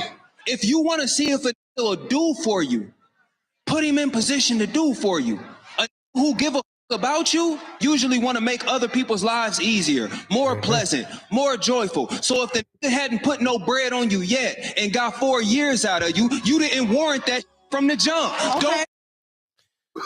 Yeah, listen to what I'm saying. I always appreciate when you see some of those clips going around. Shout out to Beanie Siegel. I believe Beanie, because of course, I can't remember what's wrong. I believe I want to say he got some type of health condition and he kind of losing his voice. Like his voice doesn't sound as what Beanie Siegel voice is known for, what his voice sound like. So he is recording a new album, but he's going to use AI to give back his old effects on his voice so he can still sound like prime Beanie Siegel. I ain't mad at him for that one. Like I'm not mad at him for trying that. I'm not mad at him for doing that. To be honest, if I was him, I probably wouldn't even tell people that I was doing it. Yeah, I think I wouldn't, because for what? Because I don't want people to even kind of like critique it or criticize it and feel like because it's losing some type of authenticity. Because but see, this is my only thing, right? And I granted he's not a singer or whatever the case may be, so I don't know how many people would ask him to perform. But then it's just like, well, if you get booked for a show, then you're like, oh, well, I can't do it. I mean, you're gonna have to, if you're gonna do it, you're gonna have to be on your Nilly Vanilli shit. But no, but that's what I'm saying. So if you saying right now, oh, it's AI doing it, instead of you saying don't say nothing at all and just faking the funk, and then now they booking you for shows and then you can't perform. I feel like people will kind of know though. I mean, I don't know. Me personally, I just wouldn't tell people. I would tell the if it came down to that and I started to get booked for shows again, yeah, then I would tell a promoter like when it's around for that time. But outside of that, I wouldn't. And I guess before I get out of here, I do want to oh yeah, just because I don't know nothing about this Twitch situation, this dude, I mean, that's his name. I believe he used to be the DJ on the Ellen show. I do want to play this clip of somebody else breaking it down, and I want to play this clip of this lady. She was a wife of an NFL kicker. Because we talk about this all the time. I'm sure, and I know when most of the time when men talk about how all NFL players not rich, it sounds like hating. It sounds like, oh nigga, you hating because these niggas out here tricking off on the girls. And no, it just be us men. It could be a little bit of hate behind it, but I do think sometimes it's us men trying to give women free game where just because a nigga playing the NFL don't mean he really having it his way. So I do want to kind of play this clip of this is his wife, and she explaining like, nigga, they was tapped and they This comment. So my husband is now retired from the NFL, but he was a free agent a lot of the time, but he was on 8 different NFL teams. That means 8 different contracts are being signed and broken. So of course, I don't even have to say this. When you're on a team, it is good money. No matter what, practice squad, active roster, it is all good money, of course. But since these contracts aren't guaranteed, like my husband, he signed a contract and then a couple months later, you get nothing, especially if you sign at the beginning of off season and then you're cut during off season. You're not seeing any of that money because you haven't played again in a game. You haven't gone to practice. You haven't really like worked out with the team, even though you signed a contract with the team as like a futures contract. And us personally, because we were on 8 different NFL teams, that means 8 different states. We're moving that many times. I moved personally with him to 6 different states. And at one point in time when he was released in 2018, 4 different times we moved to 4 different states. And we were actually at one time paying for 3 different rents. It was a little bit of ignorance on our part, but also like we couldn't really prepare for that situation. So he had just signed, renewed his lease for his place in New Jersey and then was released with New Jersey after being drafted the year before. You have the assumption in your head that if you're being drafted, they're investing in you for at least that first contract that you have. That was not the case after his first season. So he signed the lease and then was released shortly after and then picked up and had to go to Foxborough with the Patriots. I was actually looking for a place in Foxborough for us to stay. And the day that I came back and said, hey, I actually have a couple places that I thought were pretty cool, he told me that he was released. Flash forward to Tennessee and Colorado. We actually got a place with the team. The team's helping Tennessee. And we were able to do like a short-term lease, but still we did a short-term lease there. We were still trying to figure out breaking the contract in New Jersey. And this was something that I was doing because he was obviously bouncing around to these different teams. So then he went to Denver. So he moved to Colorado and actually did a day-by-day rent, like stayed at a hotel day by day. And it ended up being like a little bit over $100. But overall it ends up being more expensive because, you know, it's nice to have the flexibility and not sign a lease or anything, but it comes out being more expensive than just signing like a month-to-month year lease. And my husband just recently decided to retire. So for like 2+ years, he was not making anything from the NFL, was not making an NFL salary. I was taking odd jobs here and there so that I could be very present in this situation, being able to take him to doctor's appointments and helping him fly out and going to different airports and like throwing sessions and helping him practice and stuff. So it was just nothing for 2 years, pretty much. And the reason he was able to do this was because he was so smart with his money at first, like super boring, but very smart. And it allowed us to like have that flexibility to make the choices not based on money. I actually do want to talk a little bit about his investing because that was like the first big purchase that he made. You know, people are like, I bought cars, I bought a house. He invested in stock. So no, it's not just like having to pay taxes in that state that you are. It's not just having to pay the agents or whatever else those fees are. It's also things that you don't see. Like I think we were with Atlanta for like a month and a half. And I think overall, like it ended up coming out to like $10,000 for us to move there and move all of our stuff there and just like all this random little stuff that you really don't think about. So I would say that's really where the costs added up for us, especially moving. Moving is not cheap. And a lot of times, like for us, you want security. So you're at least going to be paying for 2 places, an off-season place and then somewhere when you go during the season, because we've done it before. We're only paying 1 rent because we didn't want to pay for 2. Obviously.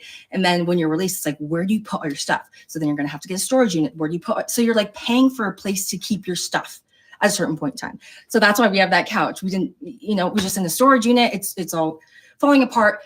And I was obviously being dramatic. Like I actually don't care about the couch because it was just something that we chose to do. And we don't really care about furniture. Like that's not a priority to us. We wanted to be able to be flexible and to go wherever we needed to go, like whenever we needed to go. And it's not to say that it's bad when players like get a check or they're really excited to buy a house, or they're really excited to buy a car, because like, of course you've earned that. Like you got into the NFL. That's a really hard thing to do. Less than 1% of athletes do that. So it's like, that's not to be said that, oh, they're making a dumb decision. Like that's just a different decision than what we personally chose to do. And it actually ended up helping us in the long run to like make these decisions not based on finances and like have a house and have a car that we have to pay off. Like he's still driving. All right. I mean, hold on. 2006 truck that he got in high school. I actually should go down and do the breakdown cost of like every state, every team, everything that goes into it. So yeah, it's obviously a lot of money. You're getting a lot of money, but like a lot of money is going out for like going to doctor's appointments, like doing all this health stuff, like these things that are like essential for players. But like, I don't need to go and get a $500 massage. You know, like my body is not my job. So it's like not a priority for me, but all these things like help you stay healthy, stay your best, you know? So it's like these weird little things here and there. Yeah, real quick. My only thing to me is the dumb thing that they kind of did was, now this is kind of go back to where I would be hypocritical because what the conversation we were just having about the actress and the senator dude living in two different cities. To me, with this situation was y'all did a bunch of extra moving around where there shouldn't have been that. One, because I don't even know who her husband is. I mean, from the picture, it looked like he was just maybe either a random backup quarterback or a kicker. A kicker, right? Yeah, so even with that being said, it's just like, yeah, you shouldn't. Y'all, you should have known it wasn't no. Yeah, or somebody in his family, a father, an uncle, somebody which should have been like, bro, you know for a fact your position that you play is a bounce around position, or even if keep it a buck, you're not elite. You're not elite at your position. So why the hell are you keep even trying to buy places where you got to keep getting into these long-term leases? Like that shit didn't realistically, like after the first maybe once or twice, it just, to me, it didn't make sense for you to sit and say you bounced around from 8 different teams and you move with him to 6 different cities. Like, bro, that shit sound dumb after a while. Like, I get it after the first 2 times, and maybe, all right, cool, it may catch you off guard, but you sitting here and say you did it 8 times. It's like, bro, why not just buy a house in a city and that's the house where y'all build? Like, cool, you can get traded. Like, nigga, he's like, no, you're a kicker. Nobody don't know who you are. You can get drafted. You can get traded to any team. You can just live in a random ass neighborhood in the zone. Like, people don't know who you are. Like if you're not a super popular nigga, like come, what are we talking about? Like what? Like it's a difference. Like, I get it. If you the starting quarterback, you the wide receiver, or you somebody actually popular that people care about, then I understand you got to pick and choose where you live at. But if you talking about you a kicker, dog, you a kicker, like you could have lived in the hood somewhere and niggas wouldn't even thought twice about you. Like what the fuck are we talking about? Like that should just sound like a waste of. I love shout out to her. She's a great storyteller. She kept me intrigued for a while, but it's just still just like certain times, like when people just like, yeah, I get it. It sound cool that you saying he ain't running go buy a bunch of cars and houses, but y'all wasted money just moving from place to place for like no damn reason. When you could have literally just wherever y'all from, you could have bought a nice house there and kept it moving. Is this some way where you will not move? What you mean? Like, I mean, if you was her, like, nigga, I wouldn't have moved to none of them cities she just named. Like wherever, let's just see. If I'm from Oklahoma, let's say if I'm from Oklahoma, and I got drafted to, let's say New England, bro, I'm buying a house in Oklahoma. I'm gonna build me a house in Oklahoma because when my career is over, guess what? I'm still going to be. I'm still going to be the man in Oklahoma. Why am I trying to buy a house like that? Some of that shit just don't make sense to me. Like I remember who was that? I forgot who I was watching. I think they was talking about Justin Jefferson though, but I can't remember who was saying it. He was like, bro, he never like he cool even if he sit here and play his whole entire career in Minnesota. When he retires from Minnesota, he's not going to want to live in Minnesota. So why spend too much craziness on a house? Because realistically, he the one who said he ain't got a big house. he got like a town home. Yeah, that sounds smart. But listen, because this is he and say even if you play for 15 years and you talking about he in his 20s, by the time he retire, he gonna be in his 30s. What the fuck do you want this house in Minnesota for? So yeah, why I don't care what. And if it's just you, because I don't think he don't have no kids or nothing. So yeah, if it's just you, what's the point? Then you can get you a cool little townhouse for like $300,000 or something in a different. Like it probably just depends. Like for him, it's a little bit different. Like safety wise, he do got to pick the proper neighborhood to live in. But still, I'm not buying a big crazy dumb house.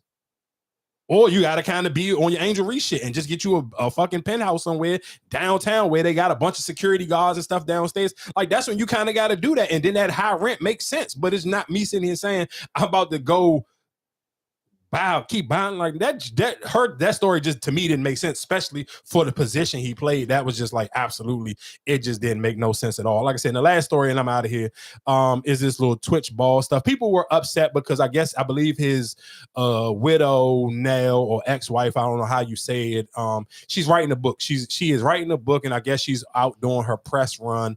And story, because I originally said again talk about Karen Civil, I seen her poster. John was like, it's crazy like how somebody gonna make your mom sign an NDA to come to your funeral. And I was like, huh, who the hell did that? And then people started to respond in the comment section, and they was like, it was the Twitch balls. And I'm like, even when people were saying that, I kind of was just like, all right, I don't want to be the ignorant person on him. Like who the fuck is that? But I really just didn't know until I started to see, okay, now the story started to make the timeline. Then I seen people talking about it. So I do want to play this clip of, I mean, what's this dude name? I believe his name is what? Funky Diva. I think that Black women should stand down.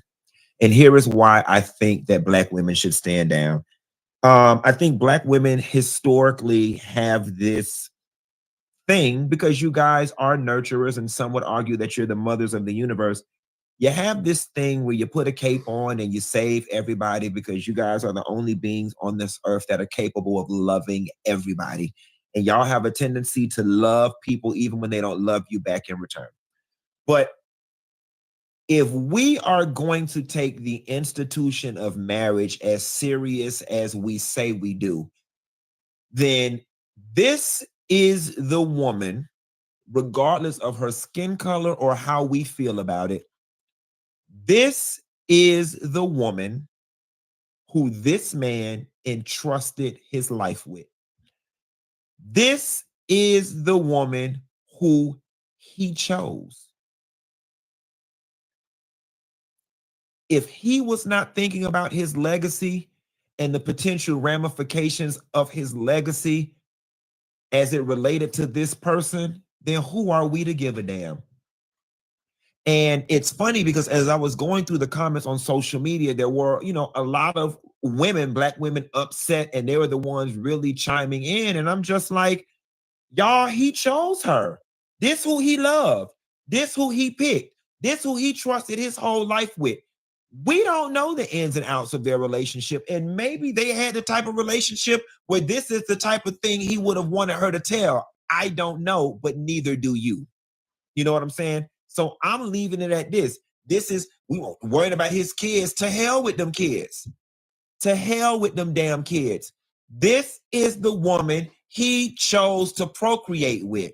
This is the woman who he chose to have those kids with. It ain't our job to protect them damn kids. It's her job. Whether they black, white, purple, or terracotta colored. This is the woman he chose. Whether it's in life or posthumously, the onus is on him. He chose her. So no, he and his legacy has to deal with all of the fallout of his choice. I'm gonna be honest with you. I don't feel no ways tired about his legacy. And if I'm being perfectly honest, outside of knowing him from So You Think You Could Dance, I kind of think Twitch was black like this and not like this anyway. He was never on my damn radar. I honestly feel no ways tired about Twitch, this lady, them children, or his damn legacy. I honestly don't understand why so many of y'all are so concerned about this lady coming out and saying she found drugs and he was doing them. Okay, that's the first thing. Secondly, there is a school of thought, and I lean more towards this than I do about lying and omitting things to save people's legacy. Guys, no matter how ugly it is and no matter how uncomfortable it makes you and no matter how it looks bad optically, it's the damn truth. Now, it's a truth we all could have did without. I think. So people are upset because she made people sign the MDA for at the funeral. Come to the funeral, and now they're mad because she is doing a tell-all book and she's telling about his struggles with drug abuse. And that's the DJ That was from the Ellen show. Okay, because he was like during the pandemic or something during like that. the pandemic, I guess they were like him and her was doing like some dance routines or whatever the case. Yeah, I remember. Be, yeah, he passed via away. social media. Yeah, I remember him passing away. Right. Mm-hmm. So basically people are mad because of course, black women are mad because they blaming it, saying, "Oh, this is only the type of behavior because she's a white woman."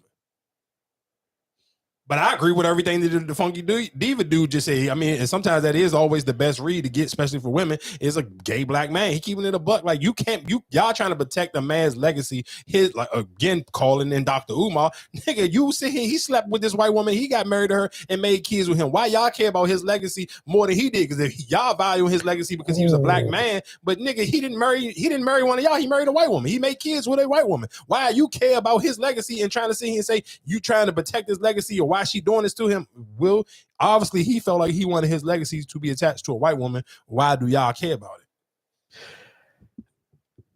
it? I'm looking at it two ways then, right? So them signing that NDA or whatever the case may be, right? You didn't want it to come out about whatever his lifestyle, whatever he was doing, right? So it basically seemed like that she was basically trying to block anybody else from writing the book or talk about it. Before she could. So now this book, is it to support the kids or whatever the case may be? Like that's what I'm just like, is it the bad? She's still the mother, so she still got to raise the kids. But some of them, from the videos I seen, it looked like his kids kind of got some age on them. Like one of his kids or his brother or whoever, they kind of look like they were older. Like I don't necessarily know if they little. Like I'm with Slim because I'm to the point where it's like this is not somebody who was actually in. When we talk about like black culture, like yes, this is a black man, but this is not somebody that we was kind of like he ain't D nice. Mm-hmm. You get what I'm saying? Like, yeah, when people kind of like, it's just certain people that's already in just a black atmosphere where people kind of keep up with them, people keep up with their dating life, people pay attention, like the Lori Harveys, or it's just like where some people be like, damn, why this person? But it's certain people, even in the black space, that's famous, and you kind of be like, damn, why they famous? But people still keep up with them. So, but this is not somebody that's like, all right, they participated in the black culture where we was actually keeping up with them, or people even cared about them until they passed away. And people probably really cared more because the way he passed away. So it's just kind of just like, man, yeah, like I'm with him. Like, did we like who really cared, to be honest? But it's like people kind of just, you get so caught up in like, y'all know I'm cool with the turning on the race stuff sometimes, but I do agree, like if this person's significant other was white, like why are you acting like they was on some super pro black shit? Mm-hmm.